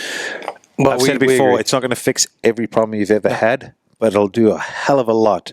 Like you said, at a price point and at your beck and call. Yeah. That's what I like, is the convenience of it. I mean, that's why I like my, it's called the Beamer. That's what Webb was on, and we have it in our room, and, they work. And it's kind of one of those things, when you look at the science behind it, how do you argue with the evidence? Somebody can always poke a hole in something. But yeah, if you haven't done it, definitely go for it. I remember having the magnetic things on. You're like, whoa, this is gnarly. Yeah, I've tried it all, I think, at some point. Absolutely, we all have. Well, Rob, how can folks get in touch with you if they want some more information, they want to find some of the stuff you've been talking about, or they want to get involved in some coaching with you? Yep. The best place is go to CompleteRacingSolutions.com. And there's a ton of resources that are on there. Our sweat rate calculator, heart rate spreadsheets, everything that we've talked about today is there. And I would encourage anyone who's listening to please go there. And also cookbooks. We bought your cookbook. Okay. And You have a cookbook. I didn't know about that. Yeah, we've got a smoothie book, a snack book, and a meal plan. Because a lot of questions I get is, what should I buy at the grocery store? So what we did was, Michaela was very patient with me. Everything that I eat, she consolidated it. And then what we did was, you take the list of ingredients to the grocery store. Now you know what your shopping list is. And I am not a chef. Sure. So everything that's in there is very simple to make, and it's raw, real food. But to me, and especially for Amber, because she's a lot of times preparing meals and stuff for us, the hard part is just you don't know, is this healthy? Am I not supposed to eat that? How much? So just having a basic outline, I think, is going to be great. And so it hasn't showed up yet. We're excited to get it, though. Well, they're on Amazon, and anybody can get them. But the key is, and I'm glad you bring that up, it's simply stuff you can find at the grocery store. You don't have to go to a specialty store or anything like that. I am not a fancy eater whatsoever. I'll go so far as to say, if I could get my full nutrients out of a pill, I would, because I don't like to prep food. I don't like to eat it, but I have to swallow a spoonful of my own medicine, and I have to do it. I actually, as of recently, I don't mind the preparation and doing that. I feel like I'm like, all right, what should we have for dinner? Anything sound? Maybe some chicken. Or okay, what? And then. If it's left to me, it's going to be chicken pasta. Absolutely. With a bunch of crap. Or it's going to be some Chinese chicken dish that's full of sugar and crap. So for me, it's always harder how to be creative of taking some good ingredients, enjoying the meal without loading it or going down that road of an unnecessariness. That was exactly what the catalyst behind all of them. Because then, people say, well, should I eat smoothies? Smoothies are great. Well, what should I put in them? So we consolidated. So we essentially have a year's worth of smoothies, a year's worth of snacks, and a year's worth of meals.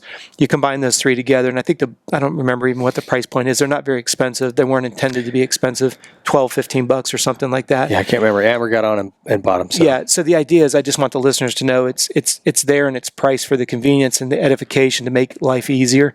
And then for those that are on YouTube, watching us on YouTube, thanks for sticking with us this long. We have a channel, Coach Robb Beams. On there, we have playlists for soft tissue, strength and conditioning exercises. I don't want to sound arrogant, but I'm not the kind of guy that wants to, for just $19.95 around the corner, you can have more information. There's the information. If you have questions, and this is for anybody who's listening, contact at CoachRob.com. Email me your question. I promise I'll get back to you. It may not be tomorrow, but I promise I'll get back to you. That's impressive. Well, the thing of it is nobody's calling to talk to me to talk about the weather. They're pissed off, frustrated. It's like I always say, nobody wants to watch me on YouTube. I just try to email questions become content on YouTube. Everything that we've ever done has been trying to solve solutions, create, eliminate frustrations. Whether it's like we were talking about, eggs are good, eggs are bad, especially females. There's so much misinformation out there. Same for us guys as well. But it's like you said, if you've had 5 trainers and you've had 5 trainers and, there's 10 different opinions just right there on what's right and what's wrong. And I do appreciate that, it does frustrate the heck out of me because I see a lot of misinformation being regurgitated, not being able to validate it, not being able to back it up. And when I see the attrition rate of people, and you talk to people behind the scenes, and they're like, I got burnt. It's getting worse. That's the problem. Well, there's so many, he's the next big thing. Didn't even hear about it. And then there's other kids that almost weren't meant to be the next big thing that become it because call it what you want, luck, right place, right time. So you start going, wait a minute, this is everything we're supposed to believe is almost proving us wrong. This is why coach accountability has to be, and like I said, it will be the last breath I take on the face of this earth is coach accountability. Be great if they did that with journalists as well. Absolutely. Seriously. A little accountability for everyone is always a good thing. Last question. Yes, sir. Ice cream still bad for me? No, ice cream's fantastic. Yes. He's not against dairy. We clarified Well, that. and it goes back to what we said. What does ice cream have in it? When you get the high quality Haagen-Dazs and Breyers and stuff, it's I'm a Tillamook man. okay. Yeah, it's even better quality. Okay. I mean, yeah, keep the quality up, because the idea is, what is it made out of? Real raw ingredients. When you read the ingredient list, if it's raw, real food, sugar, vanilla bean, Your body can break it down thank and you. process If you it, can't right? pronounce it, you can't process it. God, has any interview ever ended so well? I can eat ice cream. Hey, thank you so much for coming Thanks on. for having No, us. he's really thankful that you came on. Like, you have no idea. That was all bullshit to get to that You're allowed question. to eat eggs and you're allowed to have ice cream. So I guess that's a We're wrap. good, folks. We're not going to die. We really appreciate it, man. Hey, thanks for having me. I really proud appreciate to call it. you a friend, and thanks for everything. And stoked to for people to check this out. A lot of good information on that site, so get over and check it out. That's Coach Robb Beams. Thanks, guys.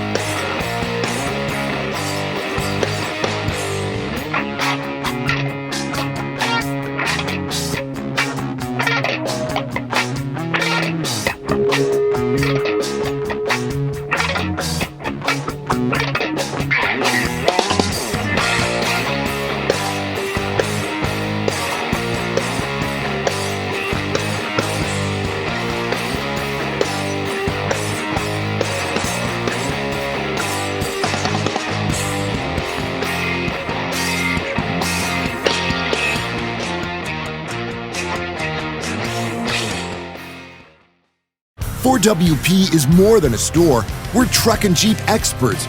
From wheel and tire upgrades to full custom builds, 4WP has you covered. Do your rig right. Shop online or find your store at 4WP.com.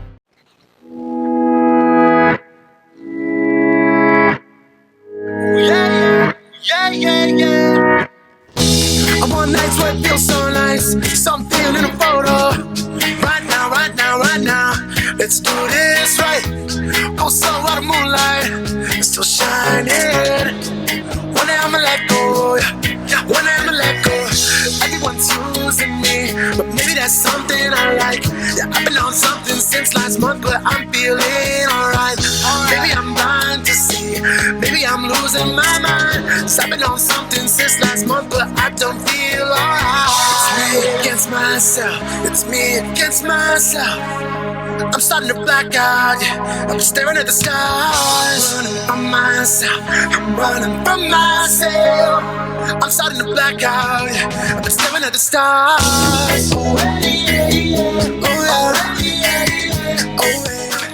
Welcome back to the Whiskey Throttle Show. For this week's edition of the Four Wheel Parts Get At Me Q&A, we decided to keep Robb Beams in. These questions are all fitness-oriented, so we thought, why in the hell would we answer them when we've got a professional here? So for this this month's installment of 4 Wheel Parts Get At Me Q&A, we've gotten multiple questions on some basic, simple exercises people can do at home if they don't have any workout equipment. And Rob? Or the hotel room, or Yeah, on the the hotel road. room, any of those things. Yeah, you Going can stir apply. crazy at the airport. at a layover. Yeah. exactly. The first thing I would try to keep people thinking about is what we've talked a lot about today, and that is strength and flexibility. So the more you can get up and move around, the better. I know that seems somewhat elementary. Always keep it essentially from head to toe. If you can get up against a wall and just do a push-up where you're, bring your feet back from the wall. If here's the wall, your body's here and you're in a push-up position, just do 10 or 15 of them. It's going to open up. You think about a push-up works your chest, your front of your shoulders, your deltoids, your triceps, your lats. And then as you get stronger, and depending on who the listener is, you can just take that gradually down the wall onto the floor, go on your knees. You carry some of that weight. I know some guys will have a hard time getting on their knees, but yeah, I mean, it's better than, like I say, you want to get it do done. 30 or 40 of those in a set and then wake up the next day and then move on. Well, and as they you get move tough. down, people don't realize that's where the load increases. And then you can go to a normal push-up, and then you can put your foot on one of those fit balls, one of the 65-centimeter, fit ball for more. Now, you can't do that at the airport, but I'm saying for those that are at home. When you move down from your upper body and you get into like your core area, just simply drop on the ground and do, some people call it the pike, some call it the plank, where you're on your elbows and you're just keeping your back tight. If you don't have the strength to do that, just lay on your back and just literally just gently roll your shoulders up off the ground. You don't have to go that far to engage your your abdominals from below your pecs, from your sternum to your pubic bone. That's going to roll those abdominals into some low mode of activation. Again, for those that, if you have pubic bone, sorry. No, it's okay. That's okay. Well, I feel like Beavis about it. he said pubic bone. Exactly. And then for those that are at home, that if they do, I know we're saying without equipment, but if you do, you can grab a medicine ball, push it to the sky. They'll put a little bit more load on there. You can go back to pike and add movement, step to the left, step to the right in a pike position. And then when it comes to the legs, I like a couple different things. You could just do a simple sit in a chair as we're doing right now and stand up. Try not to lock your knees out. That way you don't pass out. Come down as soon as your bum touches the chair, go back up. That's going to get your quads, get your calves engaged, lower back. One that I really like to do is just kind of step out. You don't have to do a sophisticated walking lunge, but just enough to open that pelvis cavity up. That'll stretch the quads and the hamstrings each direction that you go. And that, complement that maybe just with some calf raises where you're just standing on this, feet are on the ground, just going up. And a lot of people don't realize that your calf muscle is a pump to get that lymphatic fluid out of the lower leg. So when we sit around and when we're stuck in chairs and we're sedentary, that's why your toes start to look like Vienna sausages, because you're not activating the calf muscles. This is one of the reasons why we don't like it when they cast our legs below the knees. That's why you end up with the Vienna sausage, because that lymphatic pump isn't working. So those are just some exercises that you guys can throw together from head to toe, get the blood flow moving. It works a little bit of strength, a lot of balance, and flexibility as well, like especially on those walking lunges. Well, there you go. I mean, those are very, very basic stuff. If you're just getting started, I would recommend going to your site, because there's a ton of stuff. Even just the things you sent me, like the side plank. Yes. With the rotation, and then the ones where you drop down and touch your hip to the ground and then come back up to a side plank. Oh my gosh. Deceptively difficult. Deceptively difficult. Especially when you, and I'm glad you say that, when you do it with the correct form, I want people to understand they may seem easy, but what you're getting out of it is so much more effective. And as you said, it doesn't take a lot of it to get the result. And you don't feel like you've been smashed when you're done. You did something, but you're not smashed. Yeah, for sure. Yeah, that's phenomenal. All right. Well, thanks so much, Rob. Absolutely. Hope that helped. Like I said, get over to his website. CompleteRacingSolutions.com. That has everything you need there, articles and the whole 9 yards, and then Coach Robb Beams on YouTube. Yeah, Coach Robb Beams, a ton of stuff on his YouTube channel. With two Bs. Two Bs. It's really, really helpful. So if you're at home and just don't know what the hell to do, check his YouTube site out. So, and any questions, please hit us up. I can't emphasize that enough. I cannot emphasize that enough. Hey, that's something you take advantage of, because time is money. So getting people's time is hard these days. Absolutely. Well, thank you again, Coach Our Robb. pleasure. Thanks, guys. Thanks to 4 Wheel Parts. This is a Get At Me Q&A from them.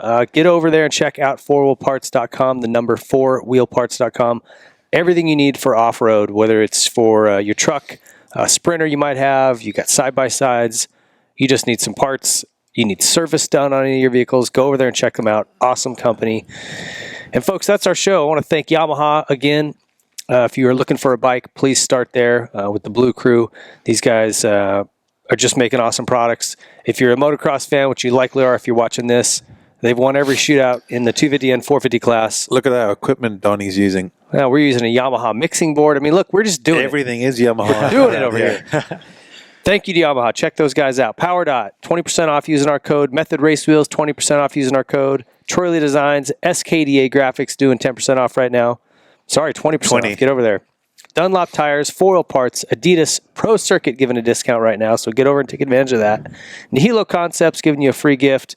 Seat Concepts, Fire Department Coffee, 20% off. Specialized Bicycles, OGO, Langston Motorsports, Paleo Ranch Foods. Thank you guys for watching. We'll see you next time. Thanks.